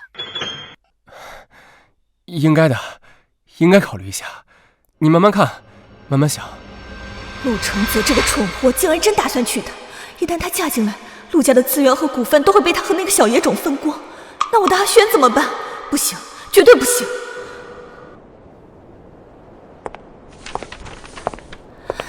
舒然，明天有空吧？正好跟我去参加个聚会。什么聚会？那些京圈太太都想见见能让承泽收心的人，有什么不一样？我想着等你以后成了陆少奶奶，迟早是要见面的，不如提前熟悉熟悉，见见世面。黄鼠狼给鸡拜年，我看根本就是鸿门宴。妈，别答应他，这老绿茶肯定没安好心。好的，伯母。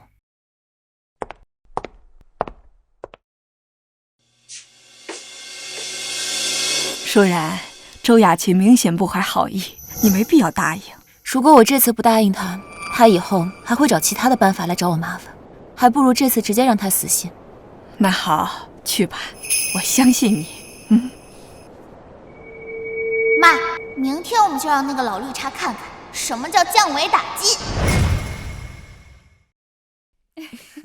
就是。妈，老绿茶叫我们过来，又把我们当空气，根本就是想让我们觉得格格不入，自惭形秽，这手段太 low 了。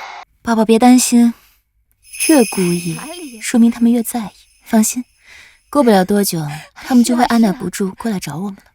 雅琴啊，这位是你新找的保姆，这么年轻还怀着孕就出来工作，是有什么困难吗？嗨，你看我光顾着聊天了，什么保姆呀？她就是那个怀了承泽孩子的女人。哦，最近闹得沸沸扬扬的就是她呀。我还以为能把陆大少爷迷得神魂颠倒的女人会是什么倾国倾城的绝世美女呢？今儿这一看，果真呢，情人眼里出西施。那个舒然，你过来，给你介绍一下。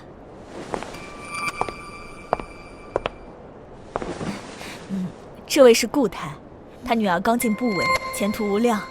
这位是张太，他的儿子可在顶尖投行工作，年薪可有这个数。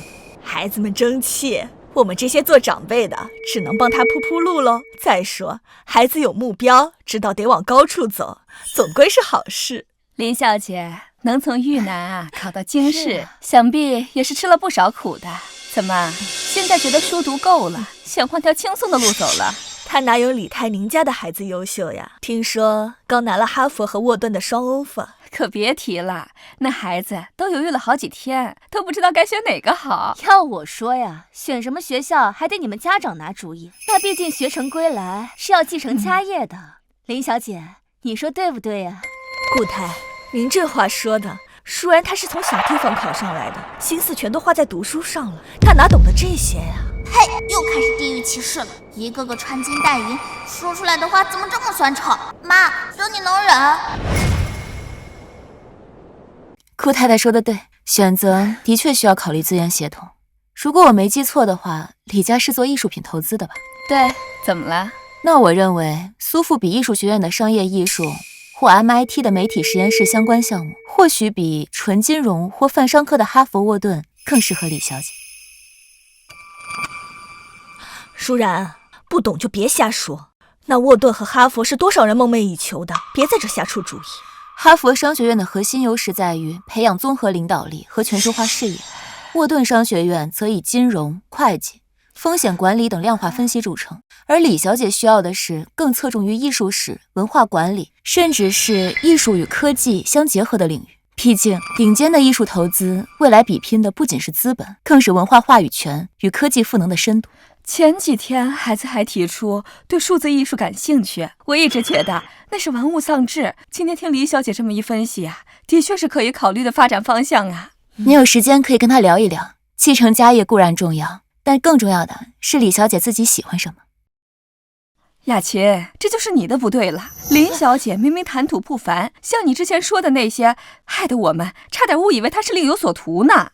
就是，林小姐别见怪啊，看来是雅琴对你有误解。要我说呀，程泽能找你是他的福气。哎呀，林小姐手上的手镯是陆老夫人一直戴着的传家玉镯吧？是，承蒙老夫人的厚爱。林小姐，什么时候跟程泽结婚，记得通知我们一声。阿姨呀，给你备份厚礼。林小姐，我儿媳妇也刚怀孕，正愁这胎教该怎么做呢。看你懂得那么多，有没有什么经验可以分享的呀？是啊，当然。妈，你看老绿茶那个脸，跟调色盘似的。刚才还趾高气扬，想让你难堪，现在自己变成背景板了，太解气了。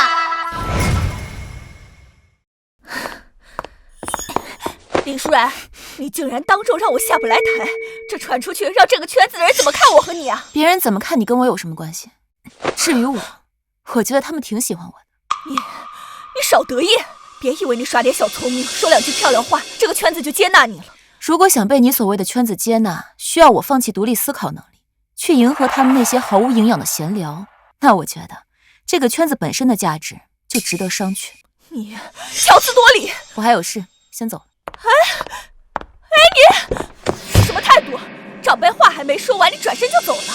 我今天必须教教你什么才是规矩。开门！谁准许你锁门的？信不信我把你开除了？开门！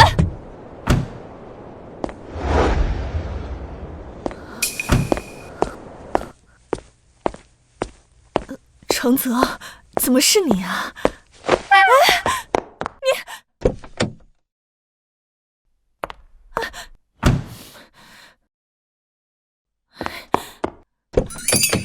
程泽，妈还没上车呢！程泽，开门，开门呐！王八蛋！妈，您不能再这样纵容下去了。程泽现在完全被那女人牵着鼻子走。程泽眼里哪还有我们这两个父母？我们生他养他，还不如认识几个月的乡下丫头。到底想说什么？妈，那孩子可以生下来，咱陆家也可以养他，但程泽就是不能娶她。那女人心机太深了，她不适合程泽，更不适合给咱陆家当儿媳妇儿。舒然适不适合，我这个当家的说了算，阿泽说了算，更轮不到你们说了算。哎呀，妈！舒然她清醒、坚韧，懂进退，知分寸，她知道自己要什么，知道怎么利用规矩来发展自己。更难得的是，她对阿泽有正向引导。哼，你们口口声声地说是为了阿泽好，可你们给了他多少的正向引导和陪伴？妈，我们那也是没有办法。当初国外项目刚起步，你这些话听得我耳朵都起茧子了。总之，舒然这个孙媳妇儿我认定了，你们接受就好好相处，不接受就少在这给我添堵。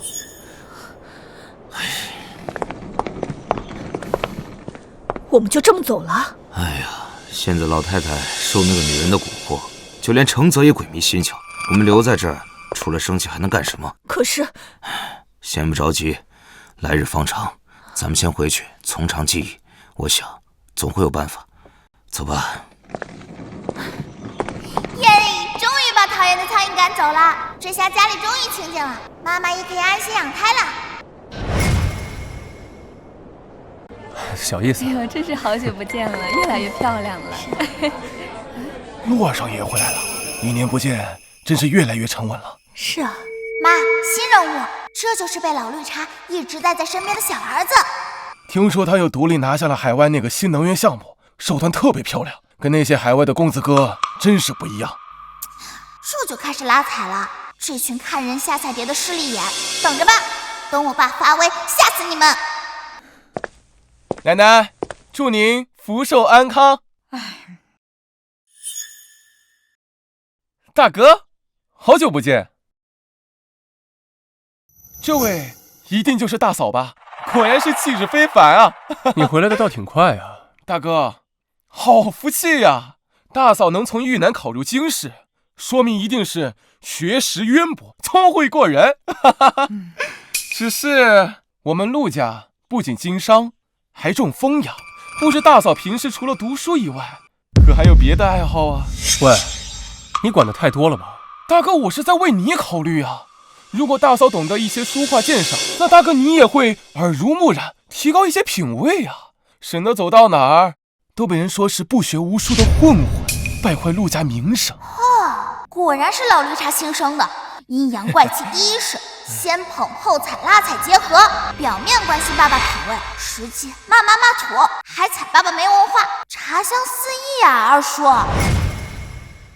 陆承轩，老夫人确实教导陆家以商为业，以文传家，但我想老夫人口中的文，并非是你所展示给外人的那些高雅艺术，而是指明事理、辨是非的智慧，担责任、顾大局的涵养，以及不慕虚华、脚踏实地的家风。大嫂果然见识独到，能言善辩。那当然了，我老婆厉害着呢。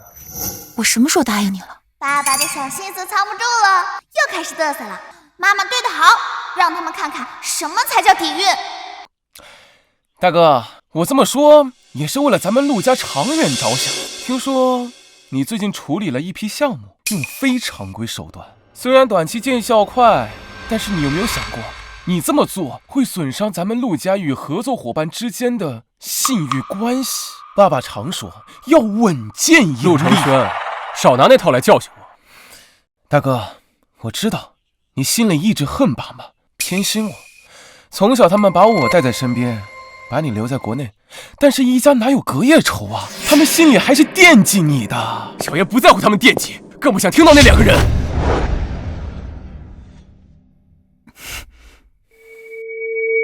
妈，你看到没？二叔这是专挑爸爸的伤疤处，想借爸爸在寿宴上动手，败坏爸爸形象，好阴险！阿泽面对的是突发性危机，他能果断采取手段并且止损，才是对家族负责的表现。如果只知道空谈稳健教条，固守所谓的体面，错失良机，造成更大的损失，这才是真正的辜负了家族所托。商场上的事儿，什么时候轮到一个女人指手画脚了？看来陆二少不仅商业思维局限，还不知道教养的本质在于尊重和平等，而不是维持着表面的风度。明知家人的伤处，还别有用心，假意关怀。对啊，今世谁不知道陆大少最忌讳别人在他面前提他父母啊？是，还是大嫂考虑周全，是我狭隘了，抱歉啊，我忘拿奶奶的寿礼了。你们继续啊。陆二少，好久不见，看来你也拿那个乡巴佬没办法。你想干什么？只要林舒然和他肚子里的孩子还在，陆老太太的心和陆家的资源都会偏向给陆承泽。我想你也不甘心吧？帮我混进去，剩下的交给我。别让我失望，如果失败了，别牵扯到我。当然，合作愉快。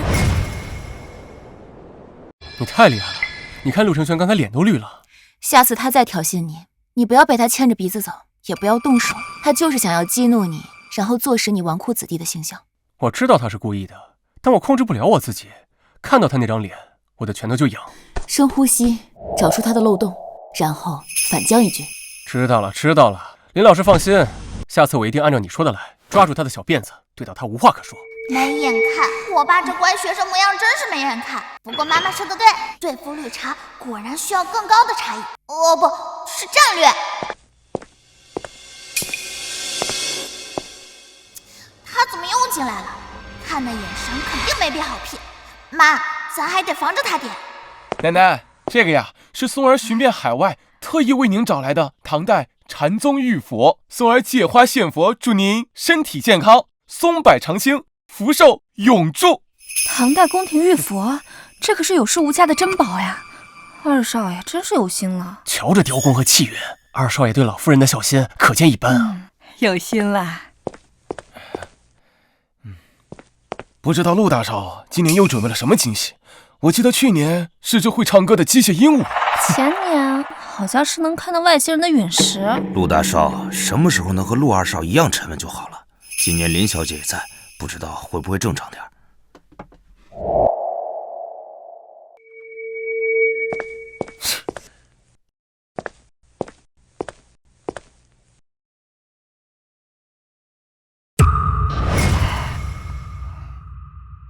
老太太都皱眉了，陆大少不会又搞了什么上不得台面的创意吧？让老太太这么为难，看来不简单啊。手抄本，这年头谁还用手抄啊？这也太寒酸了吧！跟二少爷送的那尊玉佛比都没法比。大哥，这自己缝的枕头也能当寿礼呀？礼物是不是有点太随便了？二叔又开始演了。爸爸妈妈亲手做的礼物，比他那块冷冰冰的石头强100倍。老夫人，我们知道您什么都不缺，思来想去，只有这份手工的礼物才能表达我们的心意。楠楠，这个家穴是我和舒然一起抄的，还有这对枕头，里面的草药都是我按照药方亲自挑选的，舒然亲自缝的。那些佛啊玉啊就只能摆着，但这对枕头能让您实实在在的睡个好觉。奶奶，大哥大嫂心意是好的，只不过大嫂刚从乡下过来，就更看重实用性。礼物的价值不在于价格，而在于心意。这份手抄家训代表着我们对家风的传承，这个安神纸代表着我们对老夫人的关怀。我老婆说的对，礼物是我和她一起准备的，代表着我们以后教育孩子明辨是非，继承陆家风骨的决心。这难道不比那些冷冰冰的摆件强100倍吗？说得好，舒然、阿泽，你们的这份心，奶奶收到了，也最喜欢。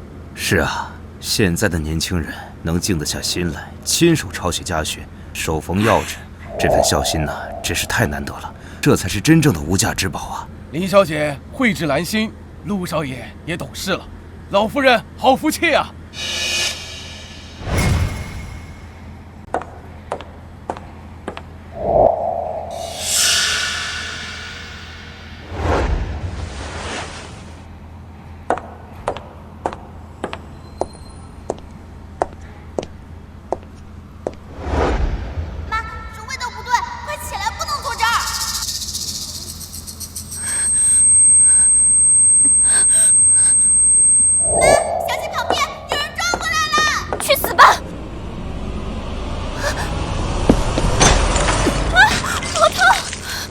来人，抓住他！林舒然，就算我今天死在这儿，我也绝不会让你好过，一起下地狱吧！舒然，妈妈，我的肚子，妈妈，疼，我肚子好痛。舒然，我现在就送你去医院。江若薇，又是你！舒然和孩子要是有事，我要江家赔偿。报警！这次天王老子来了，也别想保他。如果舒然和孩子有事儿，我陆家和江家不死不休。又是个废物！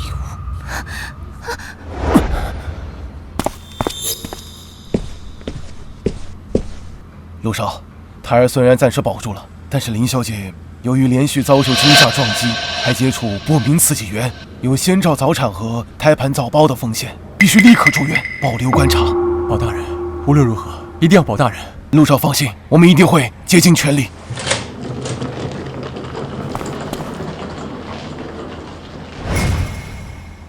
医生都说了我没事，休息一下就好了。你回去睡觉好不好？妈，爸爸看起来比昨天更糟糕了，他这么害怕，是不是产前焦虑了？陆承泽，你看着我，我知道你害怕，说实话，我也怕。但是恐惧解决不了问题，我们要把以后会发生的问题做出紧急预案。那我问你啊，你现在最怕的是不是我突发状况早产？那针对这个问题呢，我们会做出什么样的紧急预案呢？第一，是不是先要了解预兆？第二，我们应该优先联系谁呢？第三，在医护人员到来之前，我们可以做出什么紧急预案呢？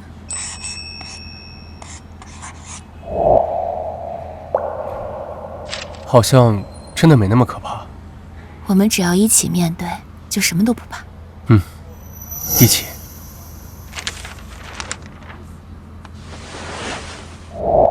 对，只要我和爸爸妈妈一起，我也不怕。停电了吗？妈，有人过来了，这鞋底声不像是护士。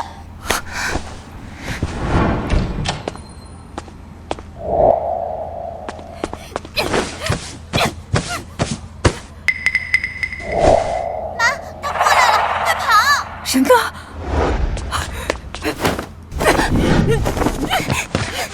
舒然，陆橙子，危险！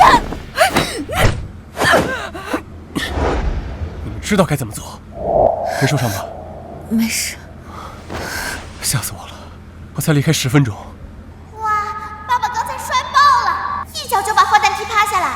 不过妈妈，这个坏蛋是谁派来的呀？苏曼丽和江若薇这2个坏蛋不是已经去坐牢了吗？对，会是谁呢？陆少，这人确实是医院的保洁员，工龄3年，没有任何不良记录。他坚持称昨晚停电，担心病人有需要才进来看看，结果就被你给误会了。误会？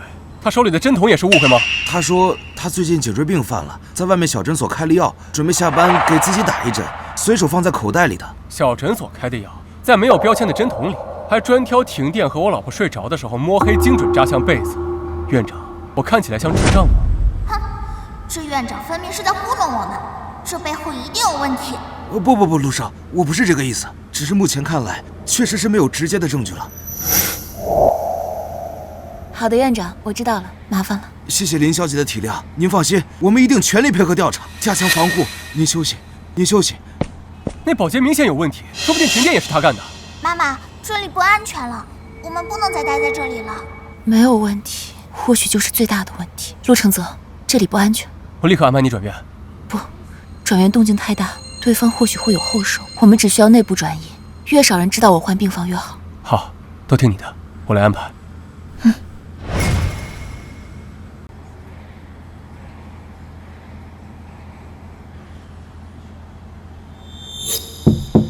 进来。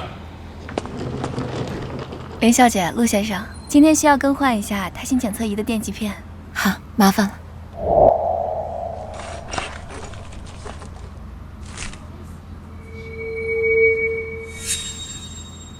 妈妈，这个护士阿姨刚刚在看什么啊？林小姐，一切正常，你好好休息，有什么需要随时按铃。刚刚那个护士编号807，张敏。他有问题？手法娴熟，但细节生疏。他打开电极片包装时，先用指甲挑了一下开口，这是老式包装的打开方式。可是新包装已经更换了3个月了。还有他进来的时候，目光在你送来的安胎素上停留了2秒钟，这不是他这个职位应该关注的药品。妈妈好厉害，而且那个阿姨走的时候，心跳比刚进来时快了一点点哦。我立刻去查。产妇胎心出现变异减速，有胎儿窘迫的可能，结合自觉胎动减少，不能排除胎盘早剥或其他隐性受压的可能，立刻送手术室，准备紧急剖宫产，快！家属请在外面等。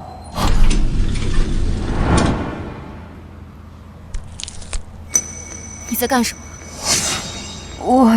我在做最后的药品检查，准备手术。常规药品检查需要覆盖原有标签，你这个标签的颜色和格式都不符合医院标准。我再问你最后一遍，这个标签是什么意思？陆承泽，想去哪儿啊？说，谁支持你的？你以为抓住我就结束了？别忘了，林舒然还在手术室。你猜我会是最后一条保险吗？舒然，还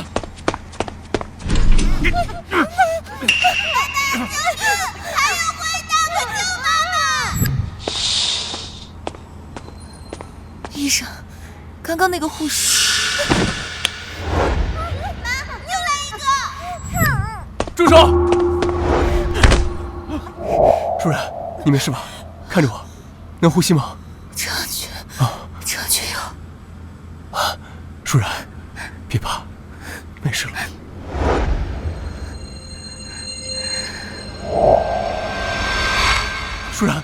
舒然，阿泽，你说这到底是怎么回事？舒然丫头怎么又会出意外，还昏迷不醒？我不是让你把人护好吗？奶奶，这是我和舒然商量好的。张敏是半个月前从分院调过来，手续齐全，背景干净，社会关系简单。但是她的表妹的个人账户前几天收到几笔海外的大额汇款。果然，但是这种人能从内部多次下手，说明是个心思缜密的人。这种明显的资金漏洞会不会太刻意了？确实，他很可能是个烟雾弹。既然他想从医院内部下手，那我们就将计就计。我都安排好了，所有他可能触碰的东西，我都做了替换和标记。舒然，我们要不要先？我们等他先动手，这样我们才能抓住他的漏洞，斩草除根。不过现在还需要一个合理的诱饵。你简直是拿舒然和孩子的生命胡闹！这是能随便冒险的吗？万一你们判断失误，万一他们狗急跳墙，做出更激烈的手段，万一……奶奶，是我考虑不全，我知道错了。李院长，24小时内将全院的所有人给我筛一遍，如查出任何疑点，立刻停止他的工作，并接受内部审查。再有纰漏，你这个院长就不用干了。是，老夫人，我立刻去办，彻查，一定彻查。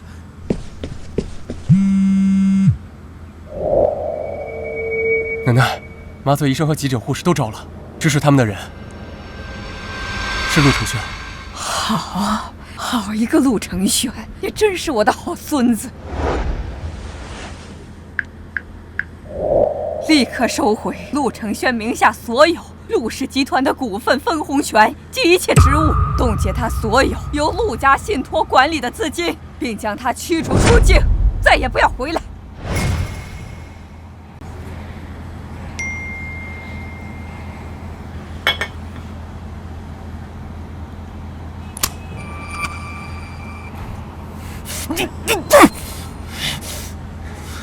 陆承泽、林舒然，想，这是你们逼我的。奶奶，舒然怎么还没有醒？不行，我得再找个专家看看。结巴，看看他能怎么说。陆承泽，你看看你干的好事，为了一个女人，害得你弟弟资产冻结，被驱逐出境。承泽，妈求你了，阿轩他只是一时糊涂，他是你亲弟弟呀，你帮他和奶奶求求情好不好？妈保证，只要阿轩没事，我们就接你回家。家，我的家有奶奶，有舒然和孩子就够了。陆承轩罪有应得，我不会为他求情的。也请你们以后不要再联系我。你这个逆子，冷血无情的畜生！你要是敢这么做，我们就当没生过你这个儿子。求之不得。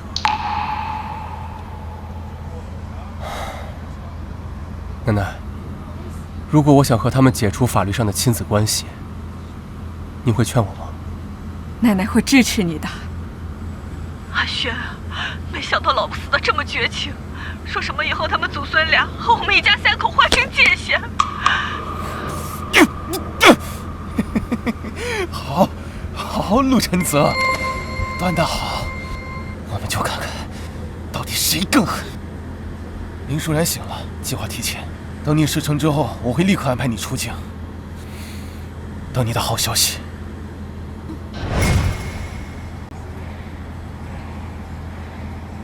林舒然，等我彻底毁掉你这张永远高高在上、冷静的令人作呕的脸，看你还怎么得意！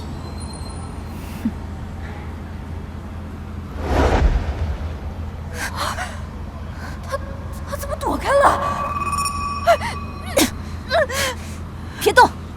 这个坏女人泼的是硫酸，太恶毒了。还好妈妈早有所察觉，设下计中计，这招真是百试不爽。林舒然，你是怎么发现的？苏曼丽，你一紧张就摸耳垂的小习惯还是没有。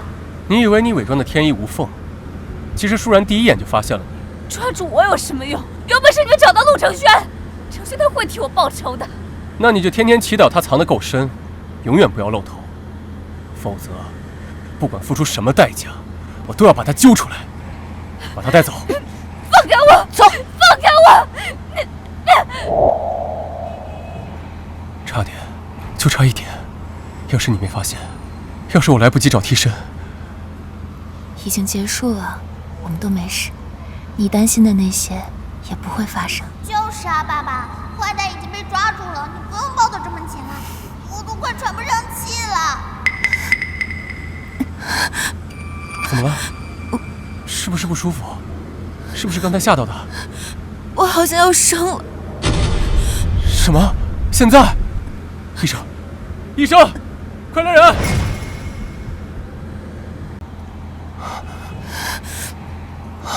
医生，如果出现意外，保大人，一定要保大人，孩子可以不要，一定要我老婆平安。陆先生，现实中正规医院不会出现保大保小的野蛮问题，请您少看点电视剧，保存体力，等他出来吧。舒然，是有点疼，但还可控。你安静点，就是帮我。先生，在外面等一下。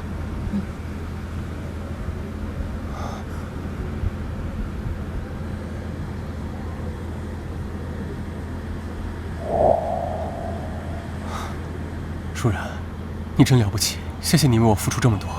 你要谢谢宝宝，他很勇敢，很想见你。这是之前答应你的京市顶尖学区的大平层，已经转到你名下，完全独立产权。还有这个，这是奶奶送你的四合院，也转到你名下了。还有这些，是我名下的一些股权凭证，还有几张卡，密码也在里面。你必须得收下，这是你应得的辛苦费。只有这些啊？还有，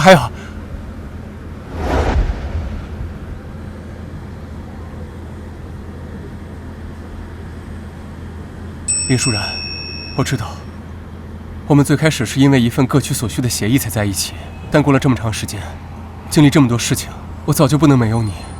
舒然，你能给我一个名正言顺站在你和宝宝身边的机会吗？陆少，我们之间可是有协议的，结婚应该算是协议的附加条件吧。我之前说了我要考虑一下，你这是想单方面替我做决定？我没有逼你的意思，我的股权、我的基金，我都可以公证给你，但这不是条件，是我早就想给你，跟你答不答应没有关系。傻瓜，陆承泽，和你相处的这段时间，你已经成为了我生活中不可多得的变量，这些变量让我愿意和你一起面对未来已知和未知的风险，所以，我愿意。喂，我说我愿意嫁给你了。啊。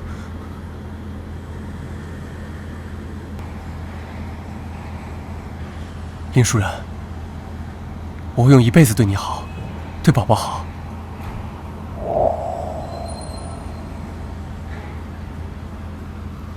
我错过什么了？妈，我不会错过我爸和你求婚了吧？不行，妈，你快让我爸再求一遍，我要见证名场面。我们瑶瑶的满月酒啊，一定要办得风风光光的。阿泽呀，请帖都发出去了吗？奶奶，你放心，我都安排好了。我要让所有人都知道，舒然是我陆承泽名正言顺的妻子，瑶瑶是我们陆家的掌上明珠。对，就这么官宣，让所有人知道本宝宝的地位。妈，这辈子我们终于不用再为钱和学籍发愁了。阿雪是你吗？你怎么样了？妈终于联系上你了，听妈的话，快离开京市吧。我和你爸还有一些基金，虽然不多，但够你在国外换个身份重新开始生活。重新开始？啊，你觉得我还有地方重新开始吗？我失去了一切，这一切都是拜陆承泽和林舒然所赐。可是阿雪，留着青山在，我的青山已经被他们夷为平地了，妈。妈，如果你想认我这个儿子，你就往我之前给你的匿名账户里打钱。我需要钱来完成我想做的事情。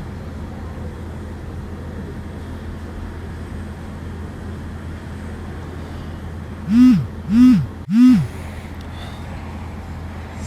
们毁了我的一切，凭什么你们能幸福呀？凭什么呀？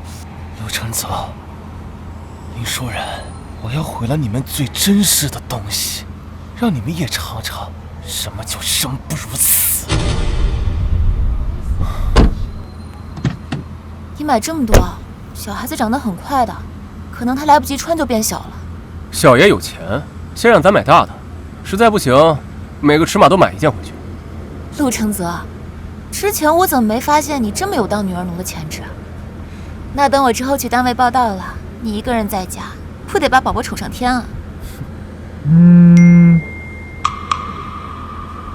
准备好为你们的宝贝收尸了。陆承轩，奶奶也收到了一模一样的消息。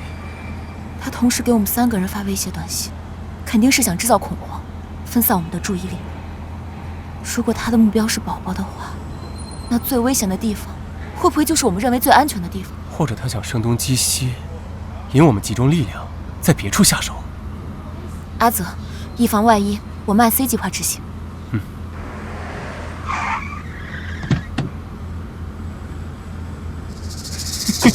偷梁换柱想骗我，陆承泽，你也太小看我了。哎，你好，停一下啊，停一下。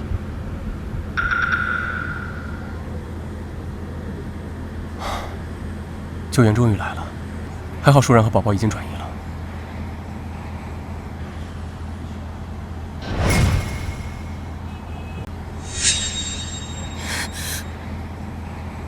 行了，林舒然，没想到吧？这最终赢家还是我！陆承轩，你到底想要什么？钱还是陆家，我都给你。别拿你那套谈判技巧来糊弄我啊！我现在这样不都是你们害的？钱、陆家我都不需要。那你到底想要什么？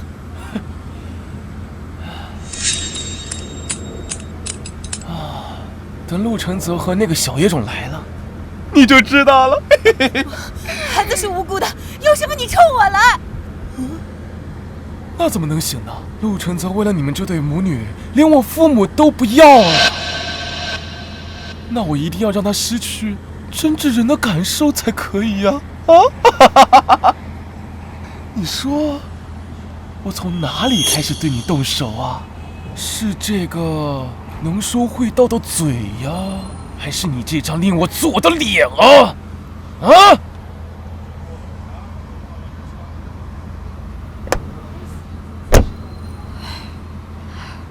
奶奶，你和宝宝待在车上，我进去吧。不行，程轩，指定要带着宝宝进去，否则对舒然不利。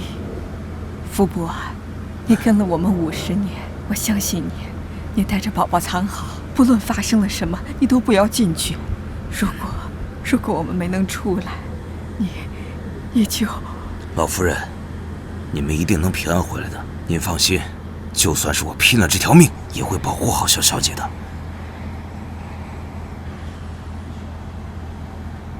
宝宝乖，爸爸和太奶奶去救妈妈，你乖乖在这里等我们回来。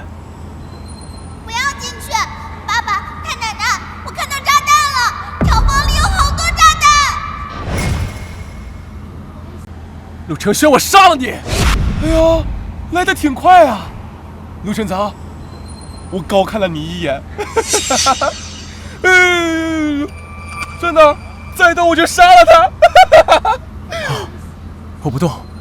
陆承轩，你恨的人是我，你放了林舒然，我任由你处置。陆承泽，呦，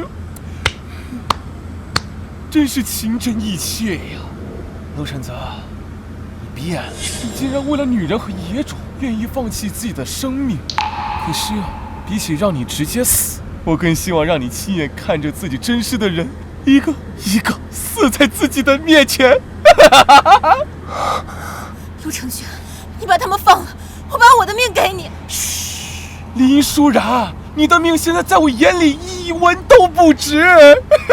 陆承轩，奶奶，我亲爱的奶奶，我还以为你不敢来了呢。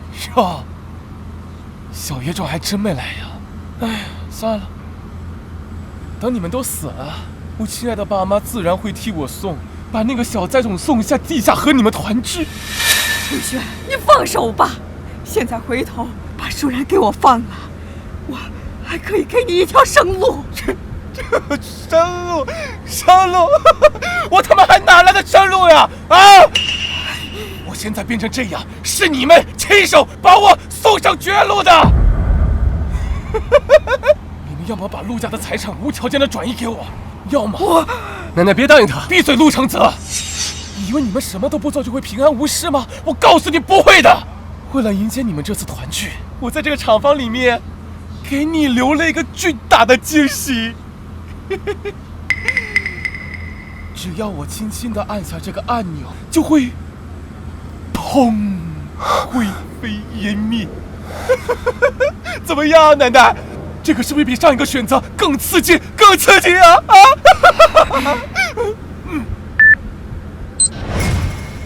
奶奶，只剩5分钟了，您快点做选择吧，是选择把陆家给我呢，还是咱们一起死啊？这是个孽障！哎呀，你们这个表情太他妈爽了！不如这样，我再给你们一次机会，你们只要找出5个炸弹，5个炸弹，我就暂停计时，怎么样啊？快找！不炸弹，没时间了，爸爸妈妈和太奶奶需要我。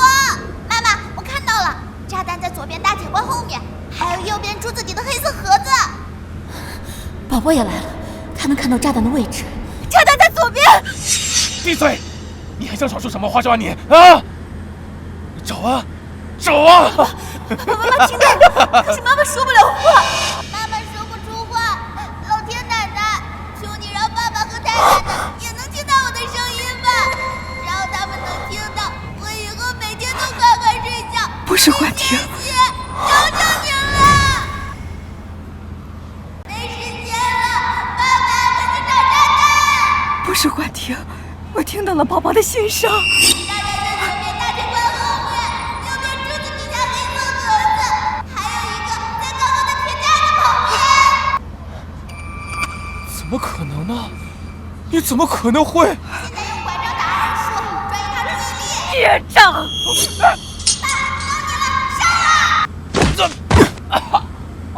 舒然，别怕，没事了，没事了。陆承泽，你救人有什么用啊？最重要一个炸弹你还没有找到呢。等时间到了，你们陪我他妈的一起死啊！宝宝已经尽力了，最后的炸弹我们只能自己找在哪儿了。我知道在哪。李舒然，你什么时候？舒然，快丢！舒然，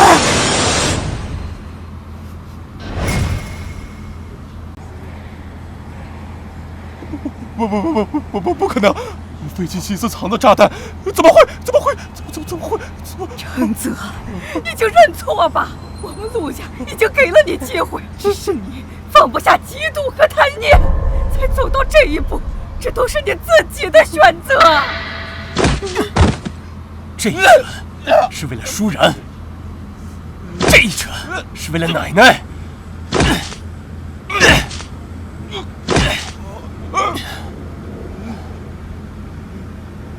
臭老太婆，少他妈在那假惺惺的，还不是因为你偏视，都是你偏视把我害成这样的，你不得好死！没事吧，舒然，没受伤吧？陆承泽，你舒然，还有那个小野种，我他妈做鬼也不会放过你们啊！哇，妈妈今天超级漂亮，像仙女。但爸爸怎么笑得像个二傻子？吉时已到，一拜天地。哇，拜天地啦！二拜高堂。拜太奶奶，太奶奶辛苦了，以后要健健康康、长命百岁，一直给我撑腰哦。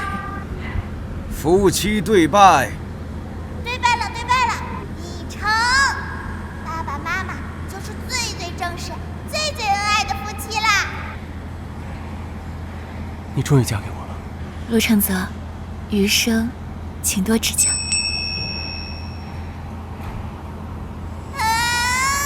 亲下去了吗？